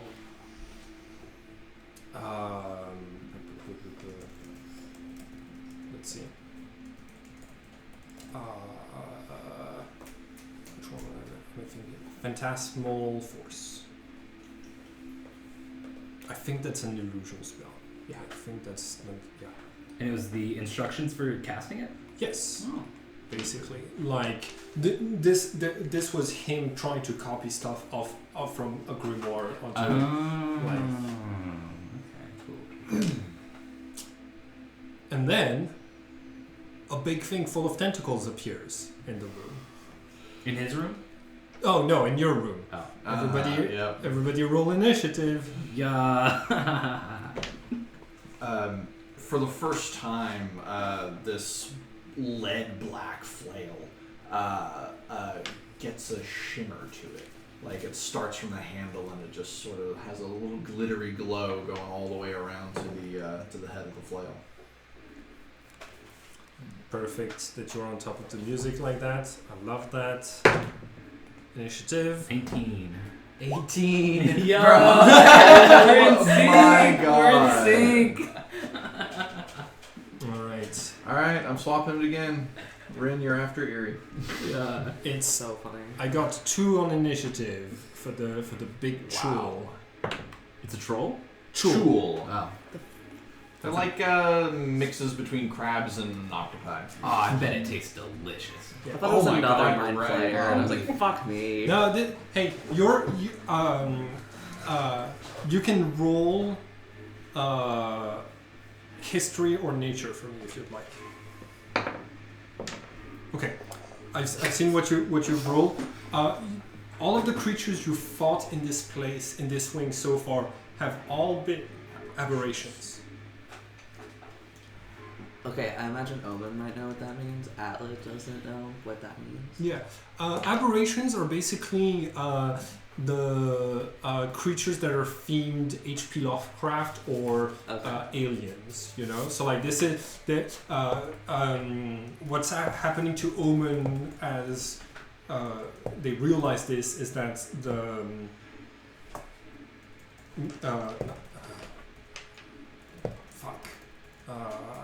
the theme song of I Want to Believe starts to play in the background. X-Files. X-Files, that's the one. Okay, Cool. I'm noting the X-Files theme song in my section notes. Who's... Everybody gave their initiatives to Ben. Before we start, can I go pee? Let's take a There's break. 11. I can hold it. I can hold it. It's fine. Hmm? I can hold it. It's fine. I'm missing your initiative, that's all. Yeah, actually, I do want to take... 6. Whose initiative goes first? We are up with Eerie, then Rin, then me. Alright, Eerie. I mean, with the initiative they've been yeah, rolling, it's they're the- just it's Eerie. It's Eerie's We found your ship name. There you go.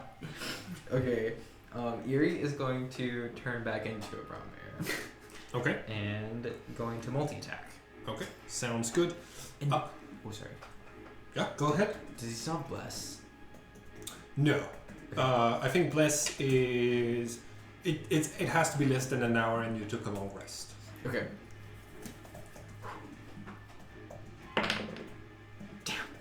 Okay. Okay, this is the first one. Yeah, you have multi-attack. 6 7 plus. 7 plus. I believe it's 5. Yeah, 7 plus 5, 12. Okay. Its armor class is really high. It's got this like almost metal-looking chitin armor protecting it. Your claws bounce against it ineffectively. Ambrose's turn. Alright. Ambrose is 12 plus.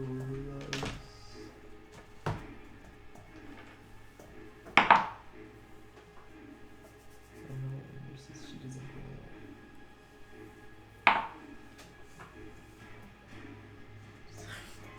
Can you wait, hold up. I have a question about dice rolling. Yep. So I did these for like my attack rolls. If you asked me to do like a wisdom saving throw, would you expect me to roll a different one or use one of these? For your dice? Yes. Oh, like if you're trying to keep track of everything, I would recommend using the other dice so that you're able to like refer back to it in case you have a chance of forgetting.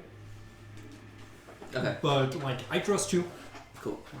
18. 18 hits. Yes. Nice.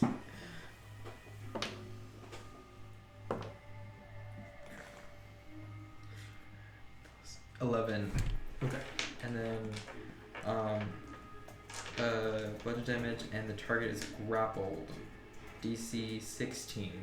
Jump Until the grapple ends, the creature is restrained, and the snake can't constrain another target. Okay.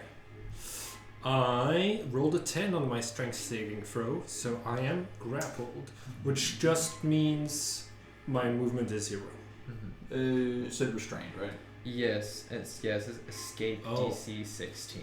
So restrained is Disadvantage on attacks. Oh, wait. Advantage on attacks against. okay. Okay, the creature is restrained, and the snake can't constrict another. Yeah, it's restrained. Okay, cool.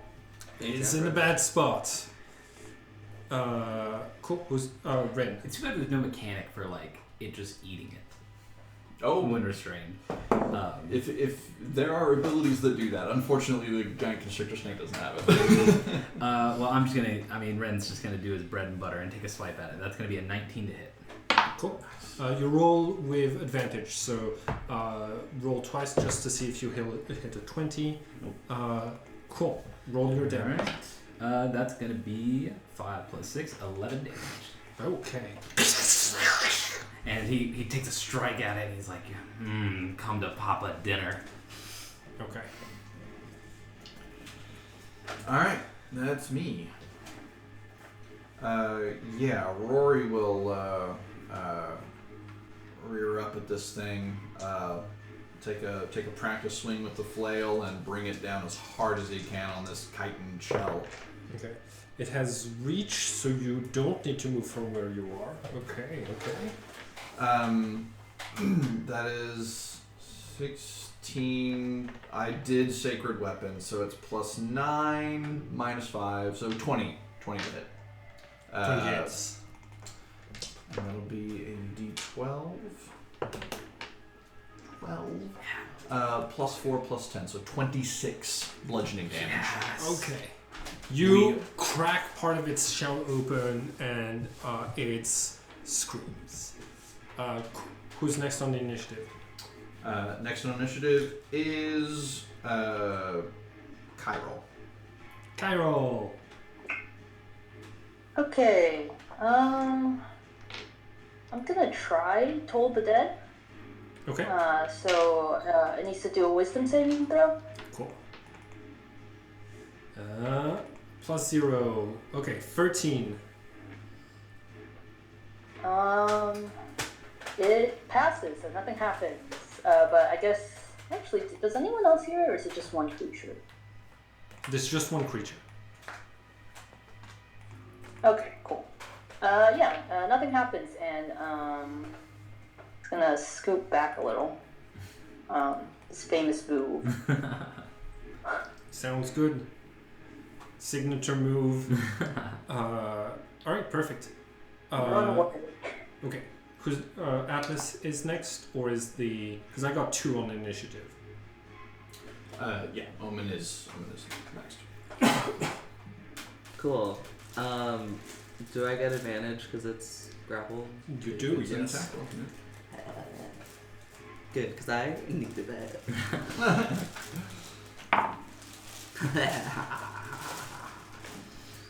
Okay, this is 23 to hit. 23 hits. Hell yeah.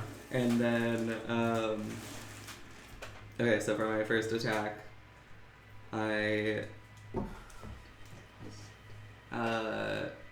it's 5 points of piercing damage.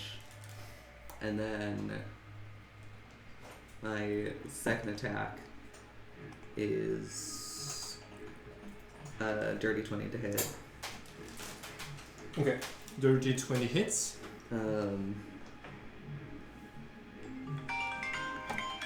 Sorry. And then one more d8.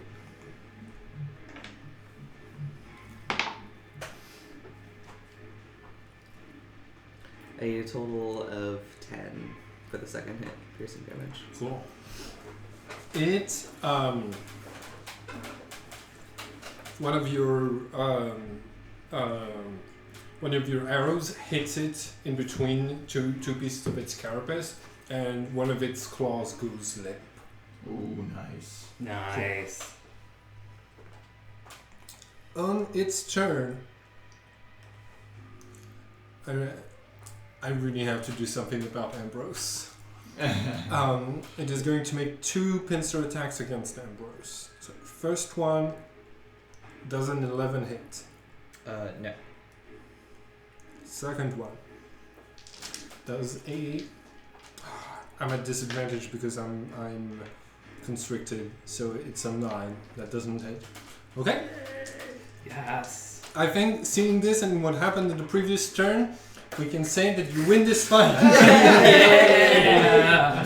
Yeah. Dinner time. I'm gonna stop bouncing those. No, I'm kidding. He sees like Jess's head sticking out of like everyone's coil. We're just like Yeah. Jumping them. I like you. That's pretty funny. Yeah, that is. I agree. Good work, team. I'll get started on the fire. I was gonna say, I am really feeling some chowder. Like, What is? Do you have like? The doors open once again. There's like cooking utensils, right? That's like a thing. yeah. I was gonna say, like, how do you roll to like cook? But you would have to have proficiency in like cooking tools, yeah. You don't need a proficiency. That just gives you a proficiency bonus to, which is I think 2 at this time. Right then. Yes, proficiency Yeah. bonus is 2. To a roll. Okay. When it's skill checks that have to do with like utensils, thieves' kits, and stuff like this, I determine at the moment which one of your stats fits best the situation. So, if you're trying to use your cooking utensils to try to determine if something is edible, I would ask intelligence, right? If you're trying to use your cooking utensils to impress the rest of the party, I would ask for you to roll with charisma, you know? Makes sense. It's kind of like which flavor you Ah.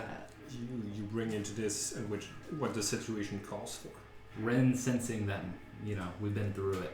Can I roll performance to prepare to cook this chul? Incredible.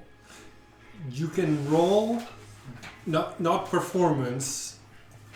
Okay, does anybody have cooking utensils? Absolutely not. I've been known to, Eluded all the cooking. I have been known to cook in the past. Oh, there's the alchemist stuff here. Mm-hmm. I have cartographer's tools.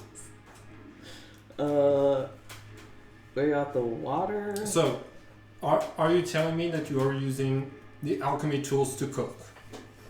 No, I just meant if they have like a fire, like a Yeah, designated they have a fire. Yeah. We have sticks. Can I help him like? Or we have Do you books. shell it? I was I gonna poured- say skin it. I poured oil on a bunch of books, so we can just light that. Okay. Start cooking like that. We're such What would the little roll be? savages. Yay, book burning. Oh god. A lot of the books, when you take them apart, have absolutely nothing in them. They seem to be like memories of unread books. Like in a dream, whenever you go to open a book. Right. Okay. Yeah. This whole place is a memory of Candlekeep. Yeah. You, you've grabbed this. Can you change the music to something? Oh yeah. My bad. You grab a couple of books, set them on fire. Okay. Are we about? Okay, hold on. No. Are we about to get like carbon monoxide poisoning? The doors are open again. Okay. What is carbon monoxide? Okay, ready. Gonna ask for you to roll. You don't have cooking utensils. So you're doing this at disadvantage, right? You are doing this. You're stated to try to impress the party, try to comfort everyone because you've been through the rigor. So you're rolling with charisma. Okay, I'm gonna say the difficulty to not set like some substance or another in the alchemy tools that are just are all around the place is gonna be 10. Sounds good. Okay, and then the difficulty to impress your party is going to be 18. Okay. Sounds good. You're rolling with disadvantage. Go ahead. Okay. So what am I adding charisma to it? Yeah, charisma. Can I get a second dice? Second D20. Thank you. Can I give you guidance? Or is this... Yes, you can help guide him. Yeah. That's going to be a 5 plus 4 plus 2. So that's 9 plus 2, 11. Cool. You make something that is edible, but Hell yeah. and you do not burn the place down. Hell yeah. I think you get to the point where you'd be like, oh, spices, and then you look around and you're like, I don't have I do have salt in my bag. Oh yeah, from the cool. So all of you eat something that tastes halfway between crab and calamari, but very very salty. Right. That's fine. Yeah, that's... Man. A Boil us and female is see a female. Yeah. Man, if you could turn into one of these, I bet the cooks would love it. It's a weird that's right. conversation yet again. Yeah. Omen eats it without complaint. Okay. Erie doesn't eat. He just kind of just chills back. Cool. Especially Oh, when yeah, it's you don't the do that. What about boil. Cairo. what about Cairo? Yeah, he chows down. Cool. All right. Everyone who is not Eerie, please make a Constitution saving throw. Great. I am immune to disease with being a I'm paladin. also immune to disease. Fuck!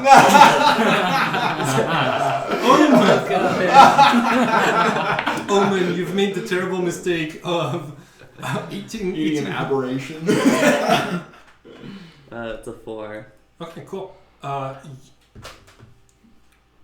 Where's the tentacle grow? Okay. Don't give them ideas. It's a 7. You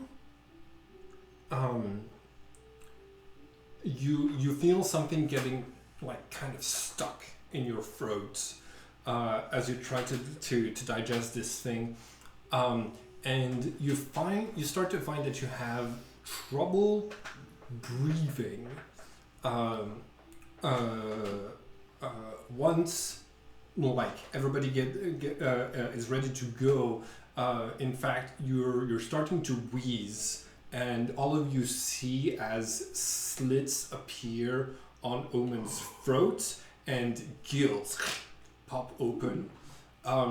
So you are still able to breathe air, but you also have just gained underwater breathing thanks to this infliction. Oh, that's cool. Did you always do that? Nice. Can I have a bite now? He's like, wait, hold on. Wait, do I also get that? I got a 7 on my con saving throw. You're immune to disease. That's Mm.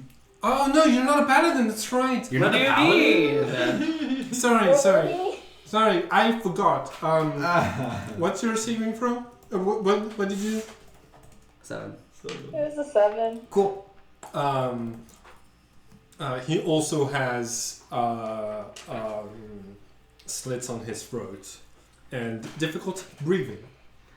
The hamster. I will run. say, the gills are actually covered because he has a really high collar, like his clothing. Okay, So but I don't know if the party would even see that. I don't think they would. I think they would hear your wheezing breath. Alright, he tries to cover it up with like a coffee fit, like, oh, that was some salty Cool. fish there, Rin. Roll deception. Everybody else, let me know what your passive insight is, which is no. Don't roll insight. Sorry. 10 plus whatever your insight score is. 12. He said, what was it, deception? 13. Yeah, deception. Yeah. 17? Cool. Nobody notices that you are that you can now breathe underwater. Yeah, that checks out. Yeah.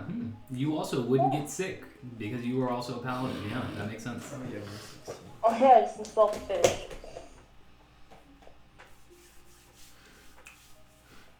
What do you do? Long rest. Here? We all just go to sleep here. Yeah, I mean, Until Rory said, "Look, until we have assurance we can come back if we leave, it's a fraught decision." Could we sleep in shifts? I would insist Wait. upon it. As an Eldrin, isn't it like, or like any elf really? Can't you? Isn't it only 4 hours? It is for only long 4 rest? hours, Right. yes. Okay. do you have any We have elves? enough elves here, right? Yeah. No, what we can do. For the ships. So we'll sleep for 4 hours. Y'all stay awake, and then once we sleep for 4 hours, we can swap. Or we can do Yeah. one person. Night, guys. yeah, I'm gonna just go ahead. Cool. Just to let you know, unless I think you gave the crystals you have, so you are not able to take a long rest until that's you're in a true. room that has That is crystals. Oh, we Did keep we give all them of all our our crystals? crystals? I was thinking I was gonna keep a stash, knowing that I would need them. I know I get mine. You need to be carrying around a lot to be able to do that. So unfortunately, right now you do not have enough to be able to rest while in this dungeon. Okay. Can Yuri short rest? Yes. Then I guess I'll be out on the lookout for enemies. Yeah, thanks, Yuri. Yeah, We bros. owe you one. Yeah. Wait, were you injured at all, Yuri? No, I wasn't. I was full. But it might be Alright, nice can I- to get back a wild shape by short rest. Ah. Yeah. So, is Eerie going to be awake at the same... you're not long resting. So you're just Yeah. going to be keeping watch the whole time. Except Yuri's going to need to take 1 hour of sleep. Okay. We can do that. I just want to make sure Kyrell's not going to be on watch alone. Cool. Sleep time. All right. Oh yeah, you don't want me to be lonely. That's so sweet. I mean, I wasn't using my character voice, which is very distinctive from my Atlas voice. Thank you, Jenny. Since when? No. Okay. Since never. Okay. So your characters hunker down in this place. The fumes of different broken vases from the fight and the smell of the giant crab are going to make it slightly harder than usual to rest in this place. But being hardened adventurers, you're all able to get enough time to be able to replenish yourselves. The place, once you get used to the constant sound of fighting that never quite ends in the background, the place is relatively quiet, peaceful. You haven't seen anything wandering those halls, only things that come out to attack when one of the telescopes is observed. You start to feel safe, comforted, until after 8 hours, when all of you are waking up. You start to suffocate. Oh, cool. You are not able to breathe air. Same thing for Cairo. Have Both I of finished long resting? Hmm? Have I finished long resting yet? At this point? You have been long resting, yes. Okay. 5 points of I'm- enhance. Okay. Oh, sorry. So I have the decanter of endless water. We can see if that works. How many buckets do we have? I'm gonna cast Lesser Restoration on myself and see if that Okay. solves it. Okay, you cast lesser restoration. The gills close and the curse ends. Cairo, what happened? Nightmare, I was dreaming about Okay. fish. You spent 5. I'm waiting for consent. I'm gonna try the water thing. Yeah. Okay. I just hold it above my head. Cool.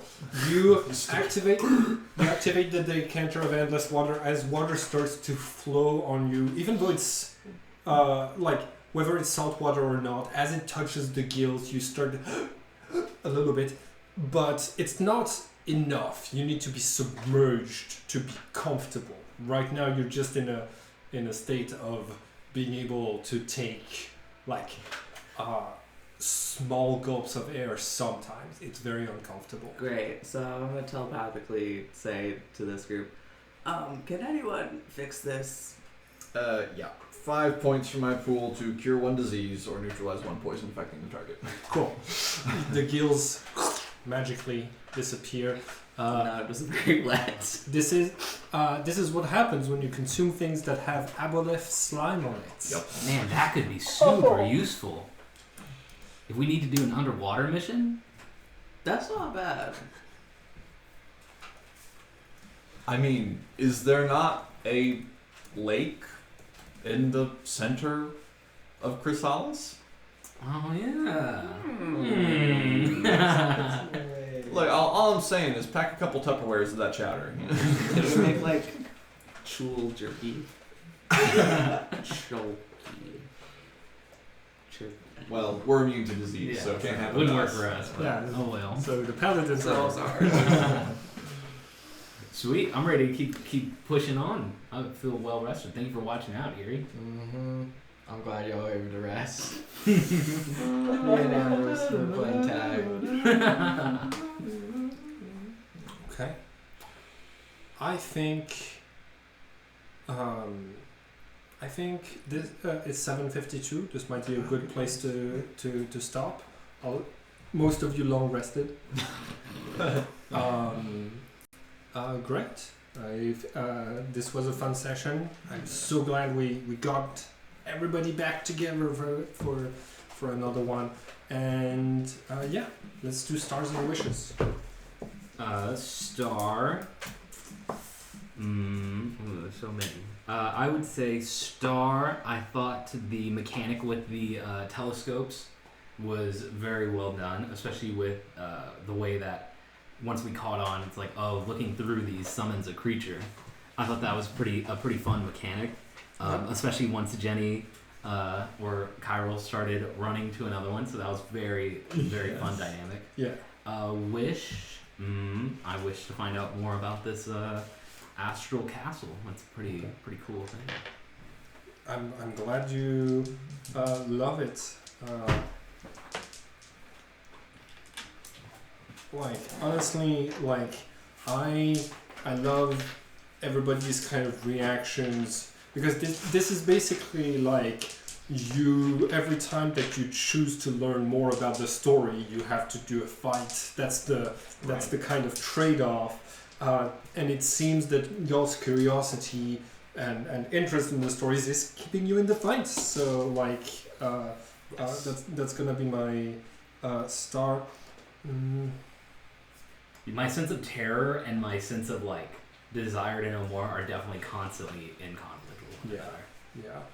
I think my wish, it might be a contradicting, I might have different wishes for different players that contradict themselves, but because so much of your storyline is happening back in Avalon, I think my wish is to see like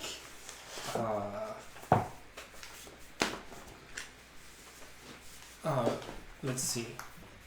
My wish is for you to decide how many days will have passed when you come back into Avalon. I'm gonna leave that decision in your hands. Alright, well good. Because the astral realm being a little bit wonky, time being a little bit wonky, I think that can be an interesting thing. Question: if we like pass like 5 days, do I get to roll for all 5 days for those boots that clean me? Yes. Yay! Okay. Sure. Keep that in mind. Absolutely. What is this?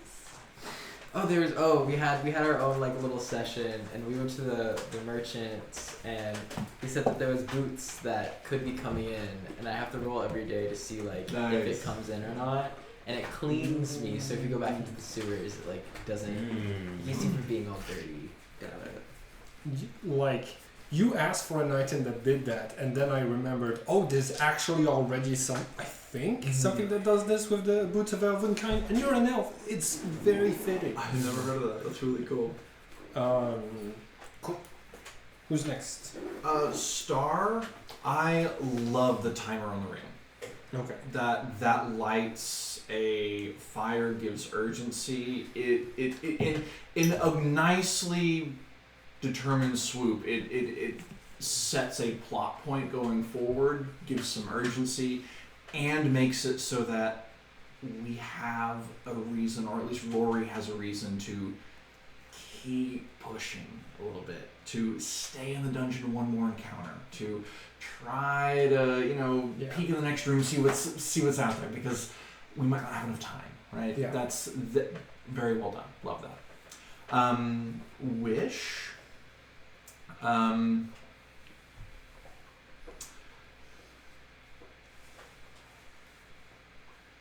I'm quite happy at the moment. You're doing a great job. I think my A star at least is like you printing off all of those cards and preparing those for me. That makes my life much easier. Like I can start handing out more powerful items and stuff like this. I think I'm gonna need to have the Cult of Teeth be more present because I've been giving a lot of churn. Yeah.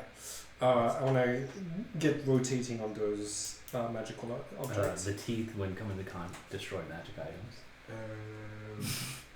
Wait, that's not good. Yeah. You don't have to kill Ambrose. You just gotta break the staff. Cool. I think my another star is like how strongly, like I love the emotions you were expressing when you were reacting to like the ring aging fast. It and it puts my efforts of like preparing for everything yes, it pays off. I think my wish is, oh gosh, my wish is that we find a way to balance things again, because now your build is broken and you have a flammable free. I think we're gonna nix the reduced creature speed to 0. I can already move things with pressure. That's it. Oh, yeah, at the very least, put a save on that. Cool. If not, nix it entirely. Let's. Okay, cool.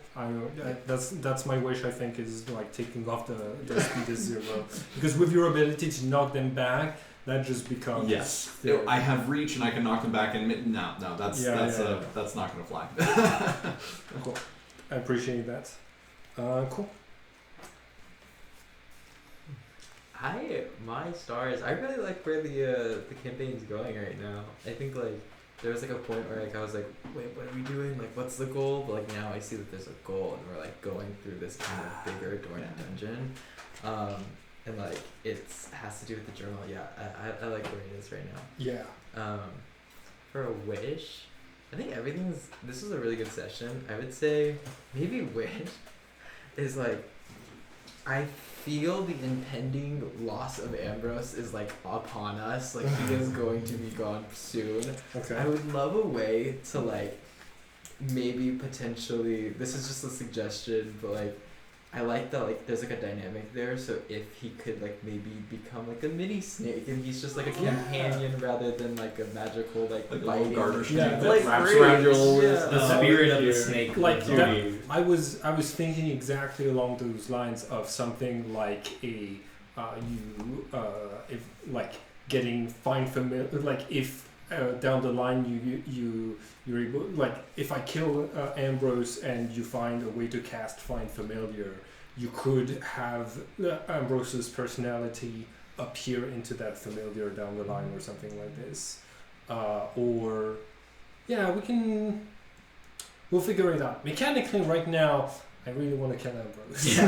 Yeah, no, for sure. No, this part of me that's like, I see that like Ambrose is like, especially with like the grapple, can get a little. Like in a, I mean, like the Chul had a grapple attack as well, plus multi-attack, and he gets to the tentacle attacks if he's successfully grappled something.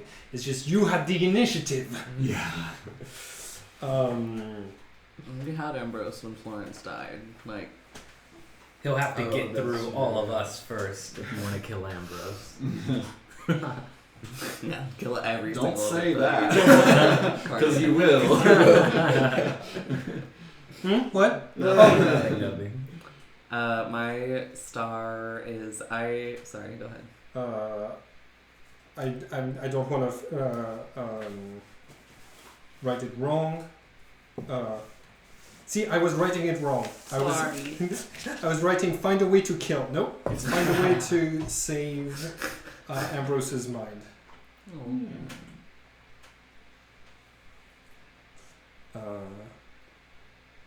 Cool. My Wait, actually, this is just also a suggestion. I think I get a spell level 5 called like reincarnate, and it can turn something into another species. I don't know if maybe that can be something I can use to turn it into like a garden snake. I think it's like a level 5 spell. Oh wait. yeah, you Okay, don't get it never at mind. level 5. Okay, yeah, that Also really expensive. Yeah. Well, I didn't even know those level 5 spells. Oh my gosh. We'll see. Cool. I think. Let's see. Like, yeah, like the way you've been reacting to the visions I've been showing, the plot points, and like, even though you weren't here at the first session, I like the way that you're already interacting with, oh gosh, those are illusions, do I want to see them or not? You know what I mean? And I think my wish is...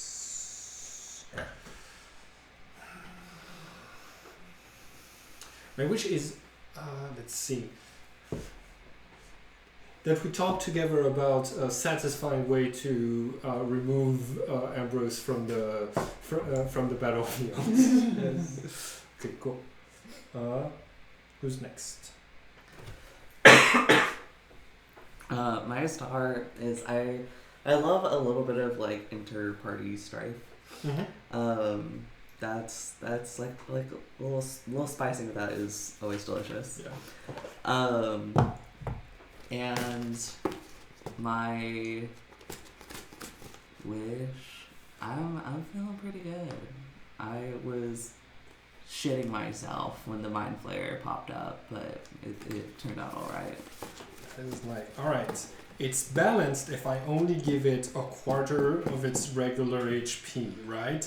And then it was not balanced because mind flayers already have shit life points. But yeah, like y'all are getting good XP quick. Cool. I like my star getting to see Omen speak more directly, being able to interact, and immediately ramping up the conflict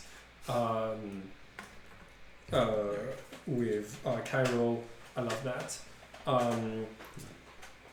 In the 7 on Dropout, you have two characters that get into an inter-party like conflict, and like when they split off and they do an aside, one of the players is like, you know how I hate conflict, and they start talking about like their issues, and then when they cut to the other one, the other one is like, you know how I love conflict. This is what I'm picturing Omen like acting like based on what you just said. Is this a show? Like, what are you? Yeah, it's an actual play. It's on Dropouts. Love it. I have a login I can give you. Hell yeah. Please do. Cool. Jenny. Yeah, so I actually have a couple stars.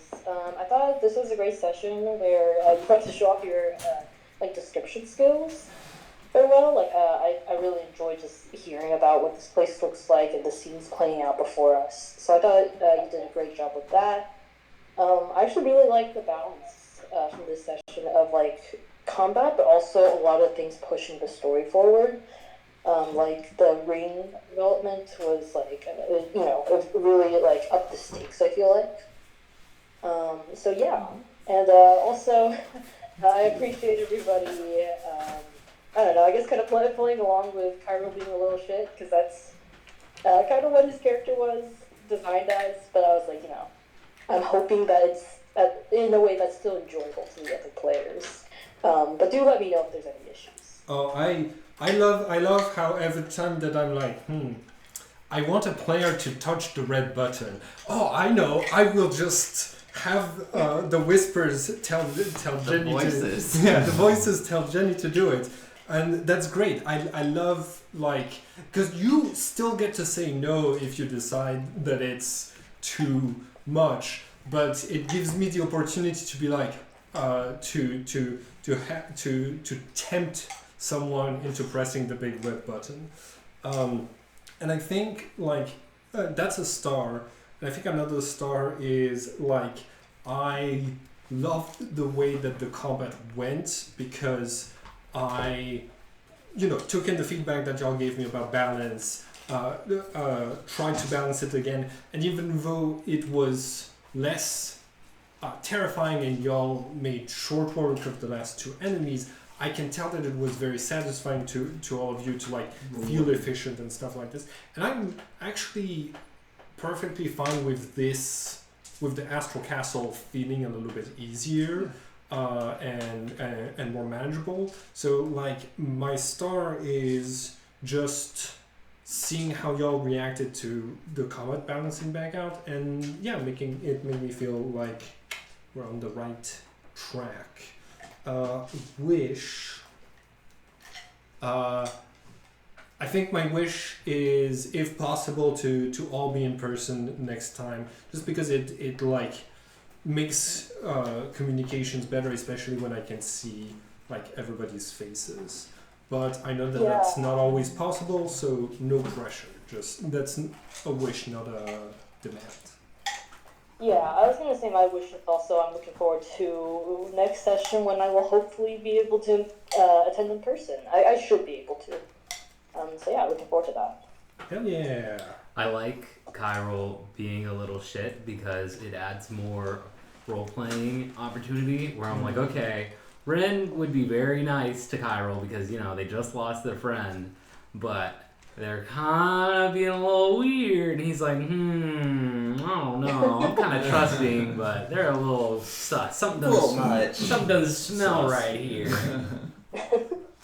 Yeah, he's probably going to run out of his grace period soon.